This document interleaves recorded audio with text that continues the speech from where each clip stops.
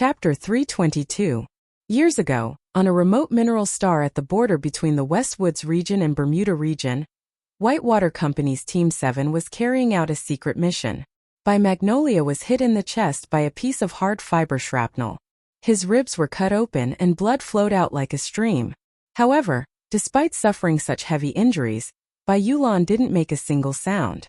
She didn't even frown as she led the members of Team 7 to maintain a semicircle defensive formation. Relying on the Federation's advanced weapons and their valiant determination, they successfully held on until reinforcements arrived. For a full 16 minutes, Bai Magnolia, who was wearing a full-body isolation suit, stood behind the self-propelled armored vehicle. He did not retreat a single step until the wide-winged space fighter glided over. Only then did he collapse. That scene fell into the eyes of Xiong Linquan, Lu Jiao, and the rest of Team 7's combat personnel. It was deeply engraved in their minds until today. So when they saw Bai Magnolia collapse on the street, the anger in their hearts suddenly erupted. The cold murderous intent in their hearts rose to an uncontrollable level. Even with Lan Xiaolong's strict suppression, they could not control it. In the end, the reason why they calmed down a little was because of Bai Magnolia's words. That person was Su Lu. The tip of the knife had injured his lung. It seemed to be a serious injury, but for someone like Bai Magnolia who was born in the military, it was just a small surgery. He quietly laid on the hospital bed and signaled Lan Xiaolong beside him to turn off the automatic electronic anesthesia pump. He frowned and said in a hoarse voice, "Help me light a cigarette." After bleeding so much and undergoing surgery, the first thing a seriously injured person said after waking up was to smoke. The silent people in the ward did not express any shock. For these people in the ward, injuries were a common occurrence. But everyone felt that the knife that Lao Bai was stabbed with today was somewhat indescribable. What was even stranger was that these people in the ward knew very well that Bai Magnolia had stopped smoking after his failed experiment last autumn, and was sent to the military court. Why did he want to smoke today? Xiong Linquan lit a cigarette and took 2 puffs to make it burn brighter. He silently put the cigarette between his thin lips. After a moment of hesitation he asked, "Is that kid really Su Lu?" Bai Magnolia lay on the bed. Other than the new wounds that had been glued together by physiological glue, there were also many old scars on his bare back. He took a puff of his cigarette and said faintly, "During last year's gathering, I told you that if the Department of Defense and the company really wanted to reorganize Team 7, he would be the most important person. He is the leader that I found for everyone." A strange emotion flashed across Xiong Linquan's face. He opened his mouth slightly as if he wanted to curse, but in the end it only turned into a sigh. Last year, during a few of their occasional gatherings, Bai Yulan had seriously mentioned the current technical director of Team 7. Her words were filled with sincere praise, admiration and love. After hearing this many times, they naturally started to believe her. Now Su Lu and I are the only 2 people left in Team 7. He is the technical director, and I am his secretary. Bai Magnolia said softly, "Unfortunately, there won't be such a pairing in the future." Xiong Linquan, Lu Jiao, and the rest of the people in the room fell silent. The federal military was a place that valued strength and respected the strong. As the combat director of Team 7, Bai Magnolia was once the most outstanding soldier in the federal military. She had given Su Lu such high praise, which naturally made them believe her. However, they didn't understand. Lao Bai clearly liked that young man very much, so why did something like this happen today? Lao Bai didn't even fight back. What exactly happened? Su Lu has a good personality. He treats people well and is very strong. Plus, he has a background in the Department of Defense. I thought that Team 7 would be the best choice to follow him. Bai Magnolia flicked away the ash from her cigarette and said softly, "Unfortunately, it looks like the military will definitely not let you all come back. He must be very disappointed in me. This team will be disbanded in the end." For Bai Yulan and the rest of the people in the room, Team 7 was the place where they had fought and lived. It was their truest history. They constantly wanted the Ministry of Defense to rescind the original order and rebuild Team 7, but all of this seemed so illusory. That Su Lu, is he really the developer of the MX Mecha? Why didn't I see him at the unveiling ceremony of the assembly line last month? Lu Jiao asked with a frown. In fact, He had never doubted Bai Magnolia's praise of that young man, but he just found it somewhat unbelievable. Bai Magnolia naturally wouldn't tell him that at that time, Sulu had still been locked up in a dark military prison. Xiong Linquan sighed and said, "If you hadn't said it yourself, I really wouldn't have believed that this seemingly normal guy could actually operate a mecha and kill that young lieutenant colonel from the military god's family on the summit of Mount Kaki." Lan Xiaolong, who had been silent all this time, suddenly said, "This is a military secret. It's best not to talk about it." Xiong Linquan laughed coldly and said, "This kind of thing can't be hidden for too long." Lan Xiaolong smiled. Just as he was about to say something, the phone in his hand rang. He walked out of the door. Bai Magnolia, who was lying on the hospital bed, threw away the cigarette butt in her hand. After a moment of silence, she said softly, "What a pity, what a pity." "What's a pity?" asked an officer. "A pity that Team 7 is disbanded just like that. It's one less person who was destined to be the most ferocious person to go to the front lines, or even to the Empire to do some of the most ferocious deeds." Bai Magnolia said softly, "Such a loyal boss, fuck. It would be hard to find a second one in the entire Federation." Lan Xiaolong pushed open the door and entered. He looked at Bai Magnolia with a strange expression, his hand still holding the encrypted military phone he always carried with him. Everyone in the room felt that something was wrong with him, and they all looked over. Lan Xiaolong looked at the outstanding officers in the room, who had been through the flames of war, and shrugged helplessly. He said, "This is the first news that just came out. The War Strategy Office of the Ministry of Defense has issued a written order. The Whitewater Company's Team 7 is officially reorganizing. The transfer order should be on its way to your unit right now." As soon as he said this, the atmosphere in the room suddenly became a little strange. The officers in the room had all fought in Team 7. In the relatively peaceful era, they had fought a life-and-death battle with the Empire's invaders.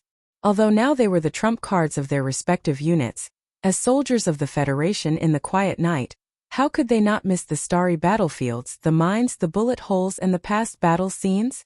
Bai Magnolia's delicate eyes flashed with a glimmer of light. She asked softly, "You're now just a colonel in the garrison area. The Ministry of Defense can't possibly inform you." Lan Xiaolong shrugged again, somewhat innocently. He adjusted his military cap and said, "Remember my mission in Harbor City last year? I was responsible for protecting a certain chief." Bai Magnolia's eyes grew brighter and brighter. She asked, "Who's the new leader of Team 7? "Sulu." Lan Xiaolong smiled and replied, "But it's estimated that there will be an expansion because it seems that the 83-84 division will also be transferring people over. The entire reorganization timetable will take about 3 months." Everyone in the room finally understood what he was talking about. The shock in their hearts could not be erased. Instead, there was a trace of doubt. Even the 17th Armored Division would be transferring people over. What exactly did the Ministry of Defense want to do by reorganizing Team 7? The Capital Special District was just like the other places in the Federation. There were rich and poor like the clouds in the sky, and poor like the black mud. In the barren world of the Donglin District, there were also extremely luxurious nightclubs. In this city, which was the center of the Federation, there were not only places like Linyuan and the Windy Slope Club, but also small restaurants on the streets. To be precise, Sulu had been released from prison for less than 24 hours, but he had already done a lot of things. He had obtained a special pardon from the president, signed a contract to sell himself to the federal military, and even stabbed someone in the back. At this moment, he was sitting on a chair and taking big mouthfuls of vegetables and sesame oil from the pot. He was sweating profusely and seemed to be very happy. Shizuan wasn't used to eating in this kind of place. He frowned and looked at the oil stains and stains on the table. He then looked at the pile of food in the big pot. He really didn't have much of an appetite. After being locked in prison for 5 months, what I want to eat the most is something hot or even hot. It's best if it can burn my cold stomach until it hurts. Sulu put down his chopsticks and explained with a smile, "You probably don't want to think about the things I want you to think about. Li Pifu, president, the military and the others bailed you out. What exactly do they want you to do? Do you know?" In front of Sulu, Taizion did not look like the son of a noble family. But the environment he grew up in made him look so elegant when he wiped the corners of his mouth with a paper towel in this small restaurant. However, it was this kind of elegance that was too inconsistent with the environment that Sulu could not help but laugh. After going through so many things, Sulu's state of mind had changed a lot. He was gradually returning to the orphan from Donglin's Zhonglo Street. Perhaps he did not need to pick up that broken but sharp hydraulic pipe anymore. His state of mind had already returned to that murderous rainy night. He was still as persevering, stubborn, and cheerful as before. The silence that covered his face was gradually disappearing, and the blocks in his heart turned into sharp stones. Pressing forward courageously was not because he could not see ahead. Although he was a little confused about his future life, the biggest fear and apprehension since escaping from Donglin had disappeared. His identity as a fugitive from the Federation and his secret had already been caught. It was unnecessary to be nervous and silent. It was like an old scar that was always itching. Once it was abruptly removed, although it hurt a little, it was also exceptionally satisfying. Moreover, the Federation's war god seemed to have become his distant relative. He no longer needed to constantly worry about his identity as a fugitive. How could a cheerful young man like Sulu not be sunny? His eyes were smiling like the two moons in the sky. He said, "Why do you care so much? At most, the Ministry of Defense will send me to the front lines as cannon fodder. If I can kill a few more Empire people, it won't be too much of a loss. After all, I should have been a dead man to begin with. I think the government won't spare a mecha genius like you from being cannon fodder." Taizion looked at the narrowed eyes of Sulu in front of him with slight ridicule, and his heart warmed a little. There were still a lot of inside stories that he had not figured out. What was the reason for Li Pifu to come out of seclusion? Why did his mother want him to die? And why was he still alive? Because of all these, Sulu's smiling face seemed somewhat mysterious at this moment. However, as a friend, he did not want to find out what was underneath the mystery. "The government is about to make a big move," Taizion suddenly said. Sulu understood the abilities of this young man in front of him very well. He knew that the big move he was talking about was definitely not a small matter. In an instant, the bustling little restaurant seemed to have quietened down. He raised his head seriously. "To be precise, it's Mr. Pabre. This big move is related to Green Dragon Mountain." "Is there going to be a war?" Sulu asked worriedly. Ever since they found out about Macklin's true identity, anyone who knew the inside story was shocked and fearful of the Empire's ambitions and foresight. The Federation now needed unity more than ever before. If the government attacked Green Dragon Mountain again, who knew what kind of negative effects it would bring? It might even give the Empire some opportunities to take advantage of. No, it's a negotiation. It's to implement the agreement at the end of last year. Taijian shook his head. Sitting at the simple table, they were all involved in the big incident that year, and even the masterminds. However, there was still Shi Qinghai, who was currently still locked up in prison. The president will invite the leader of Nanshui to S1 for formal negotiations. If Green Dragon Mountain is really willing to join the government, this will definitely be the most explosive good news in recent years. Of course, the difficulty is also very high. If it wasn't for the fact that the threat from the Empire is too great, it would be very difficult for the government and the parliament to come to a consensus. However, the problem is that we don't know how Green Dragon Mountain is prepared to respond. This is a rare piece of good news. Sulu put down his chopsticks and was silent for a moment before nodding seriously. If the negotiations are successful, and the anti-government forces are really willing to be incorporated, they will probably transfer a unit to the Westwoods to express their attitude. Of course, this is mainly because of the greater symbolic significance. President Pabre is very sincere. The main forces of the Second Military Region have already been withdrawn, and the unit I belong to will be transferred to the Westwoods to fight in rotation. Taizion said calmly, "I'll be leaving tomorrow. Take care." Sulu said softly, "Perhaps the next time we meet again, we'll both be on the front lines of the Westwoods." A trace of worry appeared between Taizion's brows. "I'm staying for a few more days mainly because of you." In reality, the situation in the Westwoods isn't stable. The 4th Military Region has refused the Joint Chiefs of Staff's order to increase the offensive. That Commander Zhong has guarded the Federation border for so many years, and knows the Empire's people much better than we do. The problem is that the Federation needs a small-scale victory right now to raise morale. My main mission in the Westwoods this time is to persuade Commander Zhong. Of the 7 major families in the Federation, the Zhong family in the Westwoods was the only one who held military power. Without a doubt, they had always been under pressure from both the Empire's main offensive and the Federation's suspicions. Hearing this, Zulu couldn't help but think of the little girl on the warship. He wondered how the little princess of the Zhong family looked like now. More importantly, after stabbing by Yulan, he still needed to fish Shi Qinghai out and confirm where that brat Li Wei had been sent by Madame Zhong. The next day, Taizong disappeared again. Sulu knew that this friend of his carried the glory and pressure of the 1,000-year-old family. He didn't know if this friend of his could really become the president of the Federation in this long life and satisfy that madame's ambition. He only knew that Taizong wasn't necessarily happy. It was just that everyone had their own unique identity. This identity represented many things, and it wasn't something that could be easily shaken off. Sulu had the ability to change his identity. As long as he changed the chip on the back of his neck, he would be able to tear up the documents from the Ministry of Defense like they were pieces of paper. He would then be able to enter the Federation star system and not have to worry about anything anymore. The problem was that he couldn't change because there were still many people he cared about in this world, such as Shi Qinghai and Zhou. An identity was a real life. Giving up one's identity meant giving up everything in this life.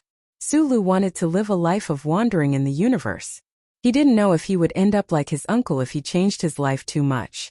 He didn't know if he would end up like his uncle and become a loner who couldn't return home. Other than going to the sanatorium to visit prostitutes and order around his useless students, he was actually a lonely mess with no one to talk to or drink with. In the following days, he nervously made a call to Madame Zhong. From her vague answer, he roughly knew Li Wei's whereabouts and confirmed that he was safe. Then, he went to the Zhou family in the West Mountain compound to visit Minister Zhou Yingxing. At the same time, he had a private discussion with Zhou Yu about many things. He basically spent the rest of his time negotiating with the relevant departments.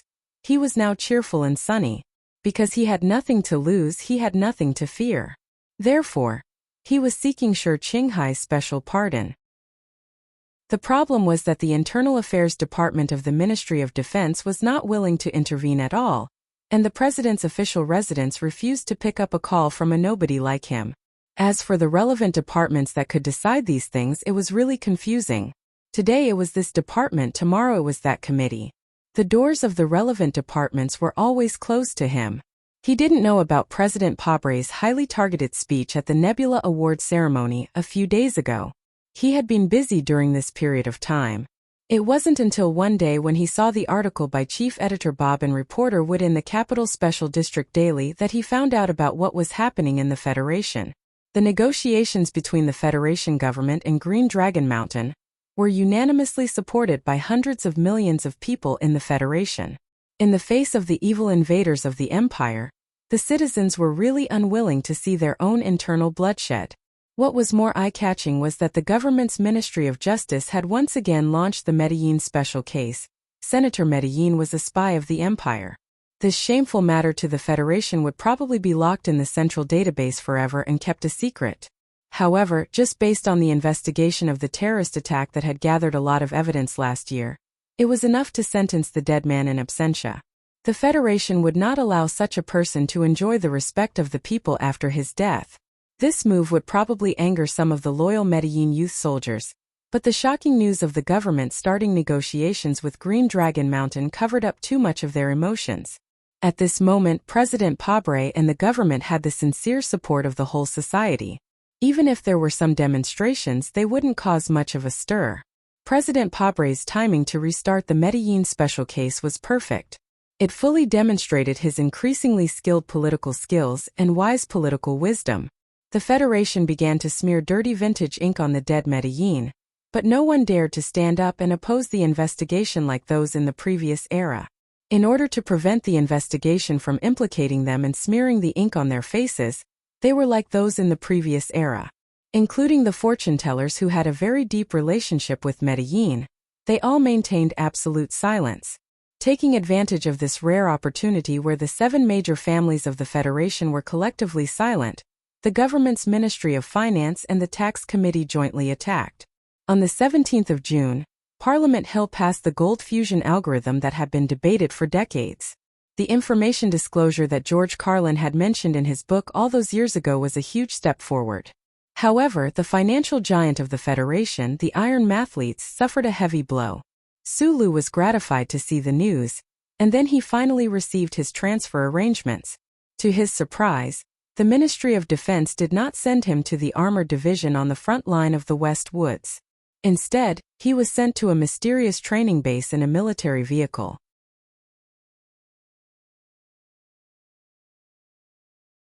Chapter 324. Sulu had always thought of himself as an illiterate person. During his youth, he was forced by Uncle Fengyu to spend most of his free time in Hushi State University's free library, apart from repairing electrical appliances on Xianglan Avenue and in the mine. He carefully studied no less than 200 books related to mechanical repair, such as microelectronics, structural design, and material science. He even forced himself to read a lot of books related to the humanities, such as Schiller's opera scripts, ancient Federation songs, and even seriously read the Federation's painting appreciation dictionaries.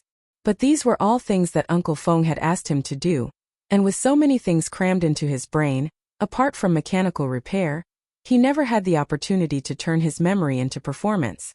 When he was with Zhang Xiaoming in the plum garden, love always happened in the cafeteria and on the field, so he didn't find the time to memorize those love poems that had been passed down through the ages. After that, his life was even more difficult and dangerous, so naturally, he didn't have the time to go to the capital's Metropolitan Art Gallery and express his views on art. Li Qixiao's apartment had many famous paintings, but at that time, his eyes had already been burned by those flowers, so there was no reason for him to start praising the strange impressionist style of painting. The most important thing was that he didn't have a proper education. The Federation's free educational benefits for orphans had long been thrown aside by him. And he didn't have the opportunity to take the Ministry of Defense's mechanical repair exam, which he had been looking forward to, so to this day, he still didn't have a single diploma. People without a diploma were illiterate. This was the opinion of most people in the Federation, including Sulu himself. So he had been greedily absorbing the nutrients of knowledge around him. In these 2 years at Yue University, at the Research Institute, at the Whitewater Company, and at the engineering department, he constantly learned from those professors Tai Ziyuan and Bai Yulan and very honestly put himself in the position of a good student. A guy without a diploma had now become an instructor of the Ministry of Defense. This kind of change made him unable to react for a while, and it was very difficult for him to adapt. The officers who were sitting upright in the training base also found it hard to get used to the fact that their instructor was actually a guy who looked younger than them and was so ordinary that they couldn't look at him. The base was not a military academy, and these officers were not ordinary military academy students. They were the best of the best selected from the Federation's anti-terrorism exercise. Although they still maintained strict discipline in class and sat abnormally straight, there was a sense of alienation and coldness in their eyes and eyebrows. In the end, it converged into a look of disdain as they looked at the podium. A young technical officer from the General Assembly base was actually sent here to explain to these battle-hardened soldiers the controls of the Federation's newest MX mecha. Due to the prominent role of mecha in the Planetary Landing Field Army, and the glorious deeds of the old military god, regardless of whether it was the 3 major military academies or the Westwoods Military Academy, the mecha faculty had always had the highest status. Logistical support and the strength of their teachers were all placed first. The officers in training were forced to watch that video and study the anti-terrorism assault array for 2 months before they finally received notice that they were about to begin learning how to operate the Federation's newest MX mecha.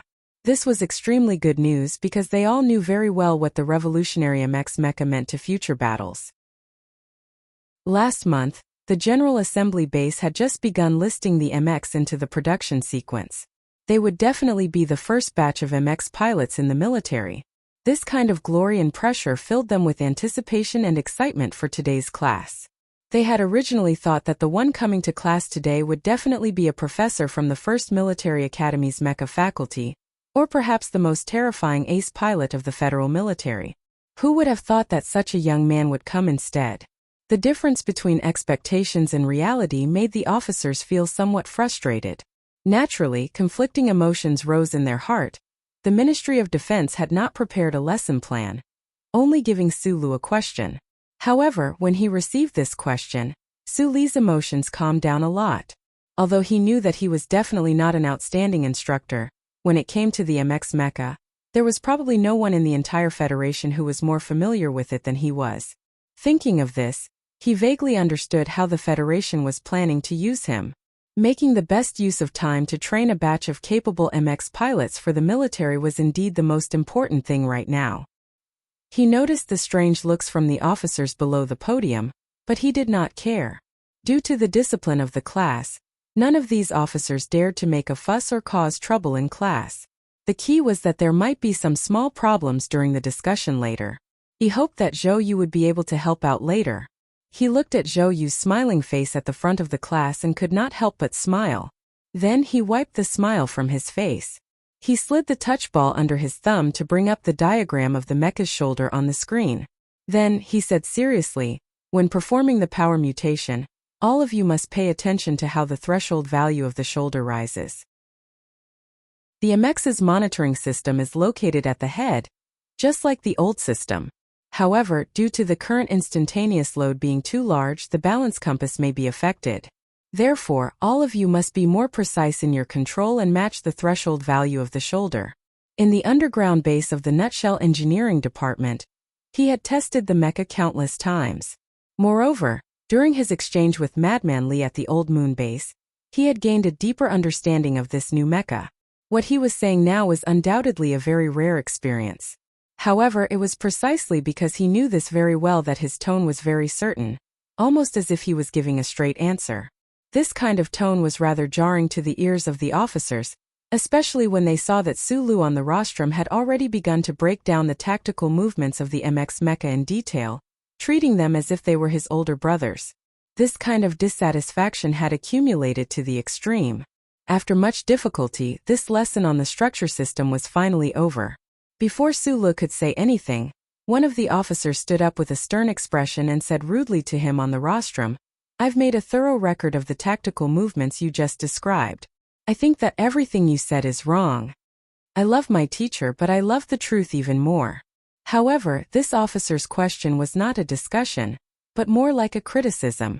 This was because the essentials of the mecha movements Sulu had described seemed completely out of order to them. It was completely incompatible with the tactical movements they had learned in the 3 major military academies back then. They could not imagine how much trouble would arise operating a mecha like this, and so their impression of Sulu subconsciously worsened. They felt that this person probably had some understanding of the MX mecha, but definitely had some great background and had pulled some strings to be able to become their instructor. Where's the mistake? Sulu released the finger he had been using to turn off the screen to look seriously at that stern-looking officer. If the E3 turn and side slide were executed according to your instructions, it would only result in a big fall. That officer looked at Sulu with disgust. The way I see it, you've probably never operated a mecha before. How can someone like you be qualified to teach us? Sulu lowered his head and thought for a moment before saying, M-Series mecha. I've come into contact with them 3 times. As soon as these words were said, the entire conference room burst into an uproar. Among these most outstanding officers of the federal military present, some were not from the mecha battalions, but they had all participated in the Westwoods rotational warfare for the past 10 years. They were very familiar with the mecha of the federal military. Some of them had even slept in their mecha every day. Yet their instructor had only operated a M-Series mecha 3 times. Sulu ignored the uproar in the conference room. Picking up the pen in his hand, he quickly drew a rough diagram of the mecha on his terminal screen and displayed it on the screen. Pointing at the diagram on the screen and the precise numbers beside it, he said, E3 turn and side slide. If done according to my instructions, it will definitely achieve the best results. As for the fall you mentioned, I don't think it will happen. The standing officer looked at him coldly and said rudely, You want to overturn all the teaching materials of the 3 major academies? I haven't thought about that, but speaking of MX, I think you all should listen to my opinion more. After all, I am the instructor. Sulu was an easily angered person. Although these officers were extremely rude to him, he did not feel too strongly about it. He was only thinking about the mission the Ministry of Defense had given him, and about the advance of the Imperial armies at the West Woods front lines, and his brow furrowed. He felt that these officers who were the pillars of the Federation were all so stubborn, completely unable to understand the biggest difference between the two. Thus, his words sounded rather stern. "I don't think you have the right to be our instructor. I will report this to the higher-ups," said the officer in a deep voice. At the same time, many other officers around them stood up and cast a disdainful glance at Sulu before preparing to leave the conference room. "I know why you all find the standard tactical movements of the MX mecha ridiculous." Sulu was silent for a moment, and then suddenly narrowed his eyes and said, "Because you all have stupidly forgotten one thing. Compared to the MX mecha you all commonly use, the MX mecha is a completely new system. If you are satisfied with what you have in the past and want to use the things you have learned to pilot MX, it's like trying to use a bicycle to drive a car. This is truly ridiculous thinking." The leading officer's body stiffened slightly, but he still walked towards the door. However, a trace of doubt flashed across the faces of the officers behind him, and they subconsciously slowed down their steps. Sulu no longer looked at these people. He drew a few sketches of the structure as fast as he could and marked a few extremely complicated numbers. He looked at the officers who were still sitting below the podium and said, "The order given by the Department of Defense was urgent, so I didn't start from the basics at the beginning. I thought that you should be able to understand this, but I didn't expect that you still weren't mentally prepared to control a monster. Then I will dissect this monster with you. Instantaneous quadruple power output, dual control system, cockpit design with fluid replacement, large reduction in long-range firepower, all designed for close combat. This is the MX, a ridiculous monster." Sulu pointed at the values on the holographic screen and said, "The new ADS adaptive suspension system can solve some people's previous worries, but it will require your cooperation with the manual controls. The instantaneous explosive power applied to the spherical joints by the twin engines can allow the MX to perform actions you all could never have imagined in the past. Let's take a look at the CLK value and CLS value. I don't have the specific parameters from the previous experiment, but in the test run it has already been confirmed. The stability under overclocking state. Here is a wave value chart you can analyze." Half an hour passed in the midst of Sulu's slightly dry explanation. Hearing the most detailed breakdown of the MX mecha, the officers in the meeting room recorded it seriously. Those officers who had stood up stopped in their tracks somewhat awkwardly. Right then, they finally found that although they did not know how practical the instructor on the podium was, his knowledge of the MX mecha did seem to be very thorough. Those parameters and related tactical actions he had mentioned seemed to really be able to work together. This is a brand new mecha, so it needs a brand new pilot. This is the real reason why I am here as an instructor." Sulu narrowed his eyes, swept his gaze over the officers in the meeting room, and said, "The teaching materials of the 3 major military academies? I suddenly understand that the mission the Ministry of Defense gave me was probably to overturn these teaching materials." The meeting room was silent, and only his voice could be heard. "Just now, I said that I have only come into contact with the M-Series mecha 3 times.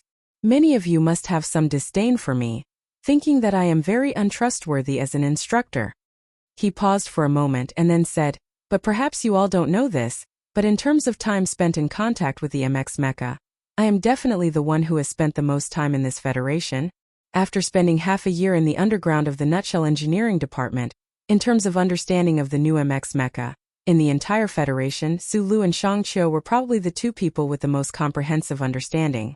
This was because other than the research and development of certain key parts, the entire mecha's assembly system had also been completed by them. As for first-hand understanding of the mecha in actual combat, even Shangqiu could not be mentioned in the same breath as Sulu. There were no real idiots in the Ministry of Defense, and that old man from the Lees of Philadelphia was no idiot either. They wanted to maximize Sulu's value to the maximum, so this temporary arrangement before them was unquestionably the best choice. Sulu had no room to refuse. He was also very willing to contribute to increasing the federal military's combat strength in the face of the Empire's invasion. Thus, although he had never been an instructor before today, he would try to suppress the arrogance of these officers. Walking down from the podium, he smiled at Zhou Yu and said a few words. Then, holding the electronic document in his hand, he left the conference room, not even looking at those officers. "Zhou, you know this arrogant fellow?" The officers looked at Zhou and asked, "Is this fellow a technical supervisor on loan from the Nutshell Engineering Department?"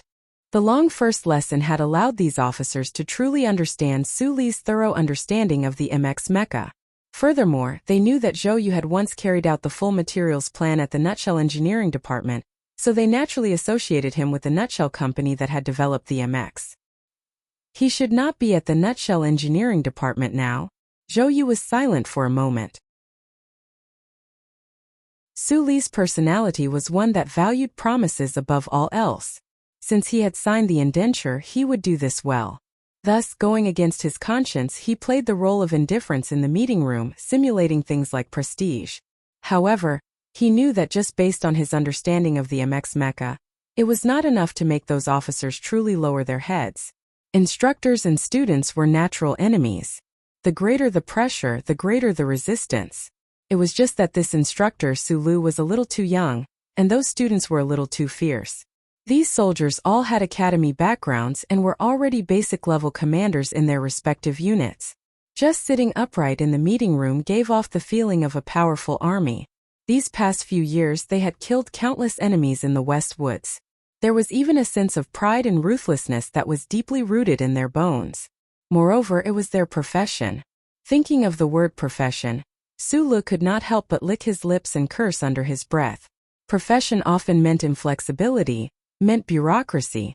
The bureaucracy of the government and the military could tell from this incident. The new mecha had clearly been successfully developed last year, but in the end, from assembly to training, it had actually dragged on for a full half a year. After he had been released from prison, he had thought that the Federation had already trained countless skilled MX pilots. In the end, he had not expected that he would still have to do this himself.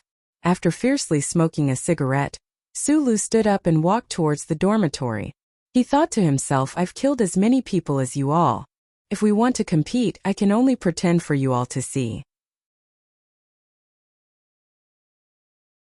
Chapter 325.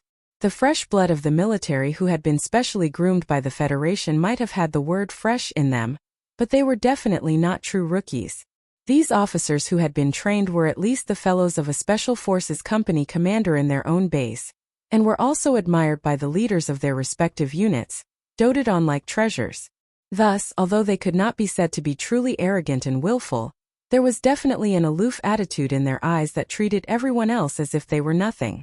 In terms of overall strength, these officers were unquestionably among the best in the federal military. Otherwise, their units would not have chosen them to participate in the joint exercise. Losing so badly in front of their brother units, other than losing face, there was no other benefit. A certain person's mecha control was ferocious, able to break through the 4th level of the test with an M37. A certain person's face was not red nor was he out of breath after injuring a target with a combination of firearms, and he could even pretend to be a scarecrow in a grain field. A certain person hid in a swamp during the exercise and did not show his face for 7 days. In the end, it was only when the staff of the 1st Military Region, the organizer of the exercise, had almost checked the data of the Bureau of Proclamation that he floated out like a ghost to tail behind the pursuit team, silently performing a great comeback. Each of them had their own strengths that could not be replicated, so it was very difficult to determine a true victor. Moreover, they were all characters who had once fought in turn in the West Woods. Perhaps they had even supported each other on the battlefield back then, so the officer cadets themselves were able to respect each other and live in harmony.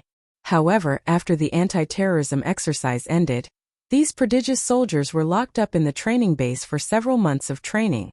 Before the new year, the federal military had suddenly raised the security level. Coupled with the rare anti-terrorism joint exercise, although they had not received any clear orders, they knew that the situation between the Federation and the Empire was definitely becoming tense again. However, at such a critical time, they were unable to return to their own units and fight alongside their comrades. Instead, they were locked up in this godforsaken base in silence. How could they not be frustrated? It had to be said that the reason Su Lu had attracted so many conflicting emotions during the first lesson of the new MX mecha had a lot to do with the emotions of the officers about to erupt. The trainees received comprehensive training at the base, and the Federation attached great importance to it. It was obvious that they were preparing for this batch of officers to grow into generals who could command an area on the battlefield. Thus, they had set up many courses, among which were courses on command and tactical deduction. Among the 19 courses, the course on the new mecha, which had started less than 2 days ago, was particularly unremarkable. However, this was the class that the officers didn't want to attend the most right now, because they realized that the young instructor that they had once disregarded and looked down upon was really a good-for-nothing. The holographic screen in the conference room flashed with structural blueprints and core data that were constantly changing. Sulu stood on the podium, coldly looking at the officers below the podium, and said in a calm tone, he said calmly, "The base covers an area of 47 square kilometers, and that doesn't include the wilderness mountain area behind it. The Federation has set up such a large area and invited the best teachers from the 3 major military academies just to train the 30 or so of you. In the end, you've spent 4 days and still haven't grasped the most basic tactical movements." Each time an officer below raised an objection, Instructor Sulu would be able to report precise data even with his eyes closed, sharply and coldly mocking the crowd. And in practice after class, the officers could not help but angrily find that everything he said was right.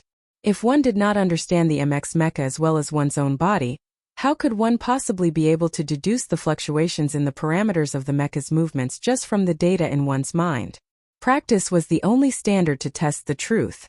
In the military camp, only the strong were the standard. In terms of MX mecha operation theory, the officers were shocked to find that no matter how hard they tried, they could not seem to compare to the instructor on the rostrum. Thus, these past few days, when the instructor had been harshly mocking and even scolding them, they could only forcefully suppress their anger, patiently waiting for a chance to take revenge in the future. You can still jump up and kick someone when you're operating the prototype MX, but you can only move your mecha slowly like a little girl. This sentence was too harsh, too cruel. The stifling silence in the classroom was mixed with the sound of angry breathing. Seated at the front, Zhou Yu's expression could not help but turn ugly. He lowered his head and laughed bitterly in his heart. Because he was that person who had been kicked by Sulu with the prototype MX, someone. That had been 2 years ago at Pear Blossom University. At that time, Zhou Yu had already felt that Sulu was a genius at mecha operation, but he could never have imagined that in such a short time, Sulu would already become a level 1 mecha instructor of the Ministry of Defense, and Zhou Yu himself would become his student. "I know you all are very capable people because I am different from you. I believe in the vision of the Ministry of Defense. The Ministry of Defense chose me to teach you all naturally because I have the qualifications to do so.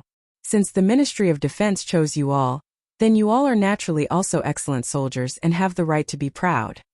This seemed to be what an instructor should be doing, first hammering the students a little, then slightly restoring the others' confidence. The atmosphere in the classroom relaxed slightly, but unexpectedly, Sulu continued coldly, "But in mecha class in front of me, you all have no right to be proud. If you want to deal with me, you all need to pass the mecha operation test first, and then try to challenge me. I don't have the time or the time of the Empire to play these childish games with you all." The federal officers who had been humiliated by Instructor Su's words these days, had long been thinking about how to find a suitable opportunity to compare note with Instructor Su on the podium, who seemed to only know how to talk on paper. However, they did not expect that Instructor Su seemed to have guessed this point and decisively erased this possibility. He even reprimanded their idea of a challenge as childish. Hearing these words, Zhou Yu, who was sitting in the front row, finally could not help but raise his head to glance at Sulu on the rostrum. Deep confusion appeared on his usually gentle face. He thought to himself, with your mecha combat ability, it's more than enough to take care of a few of the fiercest ace mecha pilots in the class. One battle would be enough to determine the instructor's dignity, so why not do that?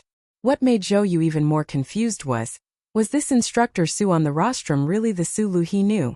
This cold instructor who wore sunglasses in the classroom, whose lips were as sharp as a knife, and whose face was as cold as the snow in Lin Hai University, was he really that mechanic who always had a smile on his face and a face full of sunshine? Finally, an officer could not control his emotions under Su Li's incisive insults. He stood up abruptly and angrily protested, "Even if the tactical standard movements you designed are the only correct ones, we are indeed trying to familiarize ourselves with them. But why is there a mecha mechanic aspect in your assessment criteria? A brand new suspension system and a fitting program for the spherical joint, that's a whole 3 big books. How can we learn in such a short time? Don't forget that we are frontline officers, not mecha soldiers. He looked angrily at Sulu and said, "You've been unwilling to go on the mecha all this time. Is it because you're afraid of being exposed? You're a captain, I'm a lieutenant colonel. You're a student, I'm an instructor. I didn't ask you to stand up, but you stood up." Sulu stood on the rostrum and looked at him coldly. "Count yourself how many rules you've broken. Go run 3 laps on the field yourself. I'll answer your questions to the other students. If the answer is already over by the time you run back, you can ask someone else." After saying this, he adjusted the sunglasses on the bridge of his nose. From the start of the second class, Sulu began to wear the brand new lieutenant colonel uniform to class. He wore sunglasses and had the purple star medal pinned to his chest. The military rank and medal were the rewards he had received for developing the MX mecha. That day, he had thrown them into a pile of snow after leaving the Lufeng Slope clubhouse. Now, the Ministry of Defense had arranged a new one for him. Originally, Madman Li was the only lieutenant colonel at such a young age in the Federation. Now Sulu was added. Even Taizuan, who had achieved great merit in the S2 secret mission and gotten first place in the anti-terrorist exercise, who had the support of a 1,000-year-old family, was still only a major. When Sulu walked into the classroom wearing the lieutenant colonel uniform, the officers below suddenly became silent. They were of different ages, but even those who were over 30 years old were only majors at most. However, this young instructor was actually a lieutenant colonel. Sulu wanted to complete the mission of the Ministry of Defense in the shortest amount of time possible, so he didn't have the leisure to mingle with the officers. He simply came here with his horse and horse, using his identity as an instructor to suppress the students, using his identity as a senior officer to suppress the officers, and using the honor of the Purple Star Medal to suppress the other party's honor. If it were up to him, he would have hung the Purple Star Medal on his chest. Unfortunately, that incomparably precious medal was obtained from assassinating Macklin. In the foreseeable future, it would have to be hidden in a dusty box. Even so, the youngest lieutenant colonel in the Federation, the holder of the Purple Star Medal, and a first-class instructor in the Ministry of Defense. These 3 identities were like 3 mountains weighing down on the hearts of the officers below the podium, causing them to be vigilant, shocked, and silent. In their silence, they still thought that this young instructor who wore sunglasses in class during the day was probably an arrogant guy who only knew how to show off. They were waiting for the day when he would show off and ignite the anger of the entire base. However, later on, reality proved them wrong. This young instructor's background was even greater than they had imagined. In the midst of the chaos caused by Instructor Su, the senior officers in charge of the discipline of the base actually completely followed his lead. They had even specially sent several military police officers to maintain order during the mecha class according to his request. Hearing this, the officer was stunned. Looking at the instructor's lieutenant colonel uniform and the Purple Star Medal, he knew that he had been blinded by anger, and let the instructor have something against him. He then looked at the military police officers who were eyeing him with hostility at the door of the meeting room. He couldn't help but grumble bitterly, took off his military cap and walked out. Why do you want to learn mechanical structure and maintenance? This is another very stupid question. After the officer who had violated discipline left to run, Sulu adjusted the sunglasses on his nose and said coldly, "This only proves once again your inflexibility and stupidity. Mechanical repair camp? On the battlefield, if the entire mechanical repair camp is wiped out, and you guys are left empty-handed with the spare parts in the supply depot but can't even deal with the mecha's self-damage, what will you do then?" There's another very important point. The MX mecha's main use on the battlefield, aside from direct attacks, is for long-distance special operations. Back then, Marshal Li ambushed the Empire's emperor from thousands of miles away, and killed the enemy chief in one fell swoop. Does he still have mechanical engineers by his side? Ridiculous. An officer raised his hand silently. Sulu squinted at this person through his sunglasses and found that it was the person who had walked out first during the first class. Suppressing the curve of his lips that was about to curve up, Sulu said coldly, "Ask." This officer's surname was Hua, and his name was Xiaoxi. He belonged to the 4th Military Region's Special Mecha Team. These past few years, he had operated the M52 mecha on the front lines of the West Woods. Who knew how many battles he had fought with the Empire's people? His control of military mecha was exceptionally strong. In his mind, the only person in the entire Federation who was worthy of his admiration in terms of mecha control was the god of war Li Pifu, Commander Zhong, and the retired Commander Tian. Even the current commander was not worthy of his respect. As for these outstanding officers in the base, he only thought that Zhou Yu, who had come from the 1st Military Academy's mecha department, had the ability to compete with him in terms of mecha combat. It was precisely this strong self-confidence that made him extremely dissatisfied with those tactical movements Sulu had proposed during the first class, and he had taken the initiative to raise his doubts. However, after so many days of class, Hua Xiaoxi understood that the instructor Su on the podium was truly talented. Although he did not know what his actual control level was, his theoretical level was definitely second to none. A trace of respect gradually grew in his heart, but this trace of respect was instantly wiped clean by Su Li's cold reprimand and humiliation. He stood up and saluted Su Lu on the podium. There was no fault in any of his movements, and he said in a low voice, reporting to instructor, "The Federation only has one god of war. You cannot expect every pilot to have that kind of ability, so I think that you can learn about mecha but not too much." Sulu looked at him, and after a moment of silence suddenly said, "Have you seen the movie where Marshal Li assassinated the Emperor of the Empire?" Yes. In fact, everyone in the conference room had seen it, but they did not understand why Sulu would ask this. Sulu continued expressionlessly, "The movie is all fake. If you have paid attention to the war situation report sent by the Department of Defense back then, you should know that back then, on that resource planet within the Empire, Marshal Li ran for thousands of miles. Along the way, his mecha's assembly system nearly broke down 3 times. Marshal Li used local materials for all of them, obtaining parts and components from his own mecha on the battlefield.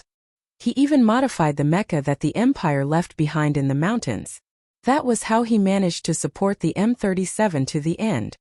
If Marshal Li was as clueless about mecha mechanics as you all are, how could he have accomplished such a shocking feat?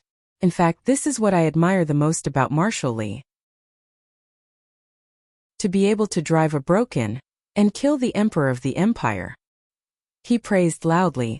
This is really not something a human can do. So, to become a real pilot, first of all, you must learn how to be a mecha mechanic. Sulu looked at the officers below the podium and said coldly, "The Federation's military regulations have never had such a rule. This is my opinion. Because MX is different, I think that since the Department of Defense asked me to train you all, they must agree with my opinion on MX. But we are not the war god after all." Hua Xiaoxi shook his head with a serious expression. A soldier who does not want to become a marshal is not a good soldier. After saying this, Sulu looked at the thoughtful expressions of Hua Xiaoxi and the officers below the podium, and suddenly fell into silence. Training pilots for the Department of Defense pretending to be cold, but as time passed, he found that he had actually sunk into this kind of role-playing. These young officers below the podium, full of vigor and strength, would soon step onto the battlefield to welcome the great battle with the Empire, and these officers who were destined to become the elites of the military were his own students. Thinking of this, a faint sense of pride grew in his heart. After pausing for a moment, he said seriously, "Not to mention that you are not soldiers but officers. Don't forget that when Marshal Li went to kill the Emperor of the Empire, he was only the commander of the 17th Armored Division.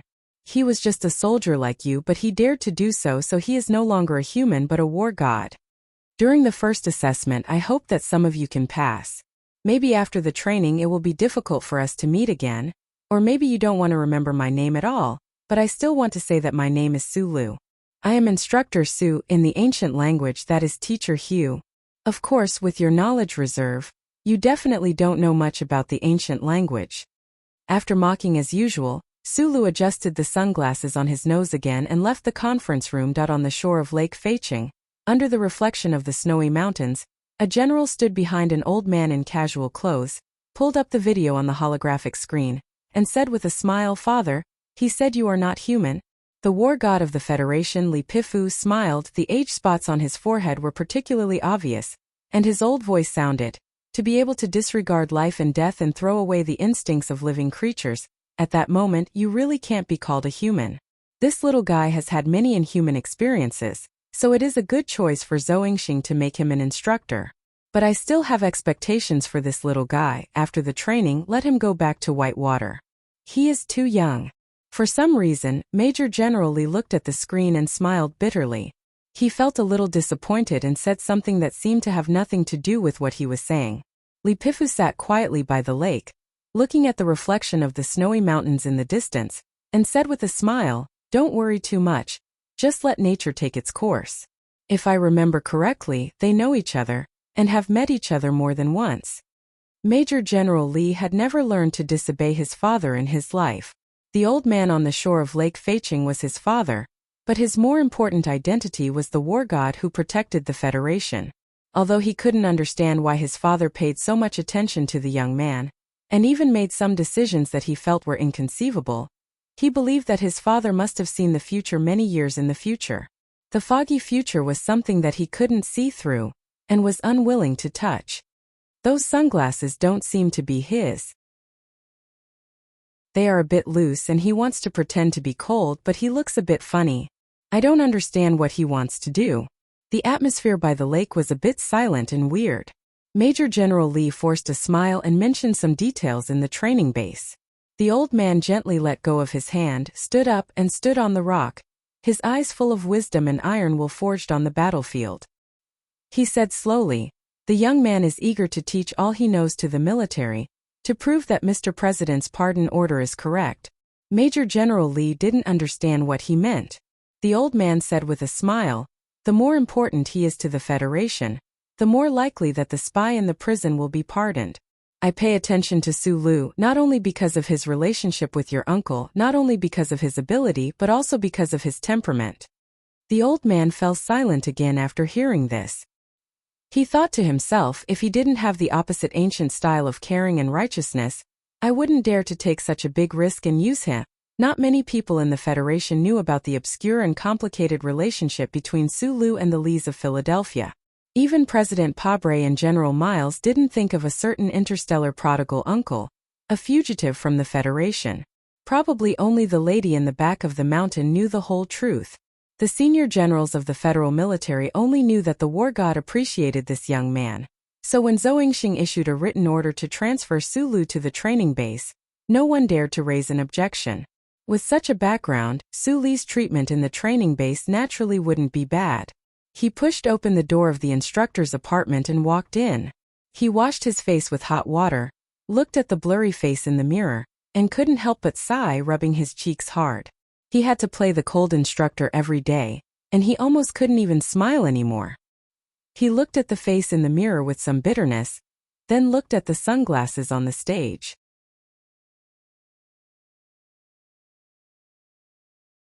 Chapter 326. Su Lu had never planned to use actual combat to establish his authority as an instructor, because he did not have the simulation system with him right now. Before heading to S2 to assassinate Macklin, he had taken out the simulation system from under the workbench and placed it in the safe at Whitewater Company. Now that expensive workbench had become the evidence of the Federation government, and he did not know whether he still had the authority to enter Whitewater Company, so he could only leave the simulation system there. The call was to Li Xiaotong. After being released from prison, Su Lu had not gone to see him, even though he was the first person in the Federation willing to invest in him. Su Lu knew from Zhou Yu that the Li family was not in a good situation right now. Because the government and the parliament had continuously passed the gold fusion algorithm, the Li family's influence in the financial industry of the Federation had taken a heavy blow. These measures would not shake the foundation of the Iron family, but as the second in line to the family, Li Xiaotong must be busy right now. From a certain perspective, Su Lu should be the Li family's irreconcilable enemy, but he had always maintained some kind of tacit relationship with 7th young Master Li. Now that Su Lu had gained the favor of the Lees of Philadelphia, just this point alone could convince Li Xiaotong to invest a second time and maintain this almost friendly relationship, and the upper echelons of the Li family could only acquiesce. Su Lu needed 7th young Master Li's help to reassemble the simulation system. In fact, even without the help of the simulation system, He believed that he could still defeat this batch of officer students in the base by operating the MX mecha. However, Zhou Yu had seen the Battle of Kachim Peak with his own eyes. If the difference in skill level was too great, it might arouse his suspicion. After all, this gentle gentleman had too close a relationship with Macho at the back of the mountain, so Sulu had to be careful. More importantly, if he could not display Madman Li's level of battle prowess in battle and obtain an overwhelming victory, then even if he won this battle, what was the point? She had signed a contract to sell her body, and was transferred by the Department of Defense to serve a group of military officers. This was not happiness at all. However, everyone had a different view of happiness. Sulu rubbed his cheeks and looked at himself in the mirror with a smile. He began to carefully shave his beard. He thought of the difficult days in the black prison, and how he no longer had to worry about his identity as a fugitive. Every time he washed his face, he no longer had to trim his eyebrows. He felt endless happiness. The training base in the mountains went from early summer to late summer, and then the autumn wind gradually rose, but it couldn't blow away the summer heat. The days passed by in such a boring manner. Although the officers from the various units were still angry, they were exceptionally serious in their learning and training. In the underground mecha storeroom, the 3MX standard mecha were actually trained night after night, lined up by the officers to train them. Although they were not frail bodies, it was still extremely tiring. Sulu really hadn't expected that his simple provocation of disdain would actually have some effect. These officers were clearly all academically trained soldiers who had graduated from military academies. Their IQ and EQ couldn't be low, so how was it that things were going according to his plan? After thinking about it, he could only attribute this to the atmosphere of the military camp.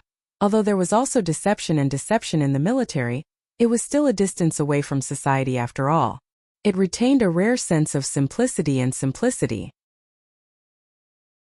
These officers had been in the military for a long time, so the simple and direct part of their bodies had manifested. Perhaps some of them roughly understood Instructor Su's intentions, but no one would give him a good attitude. They just kept their heads down and trained, waiting for the beautiful day to come when they passed the assessment and beat the instructor up. Simple and direct was very much in line with Su Li's personality, so these days, he kept his usual sullen face, playing the role of a cold and disdainful instructor. He wasn't worried about the arrival of that day. Instead, through the new sunglasses that Zhou Yu had sent him, he looked with interest at these officers who were howling as if they had taken aphrodisiac and had nowhere to vent their energy. He thought to himself, so the military is actually such a simple place. There was no ready-made tutorial for the MX training, so Sulu had to compile everything on the spot. Moreover, the MX in the nutshell production department and the assembly line of the main assembly base had undergone many minor adjustments compared to the prototype designed by Sulu and Shang Qiu. He also didn't have any teaching experience, so every day teaching classes was actually a very painful process.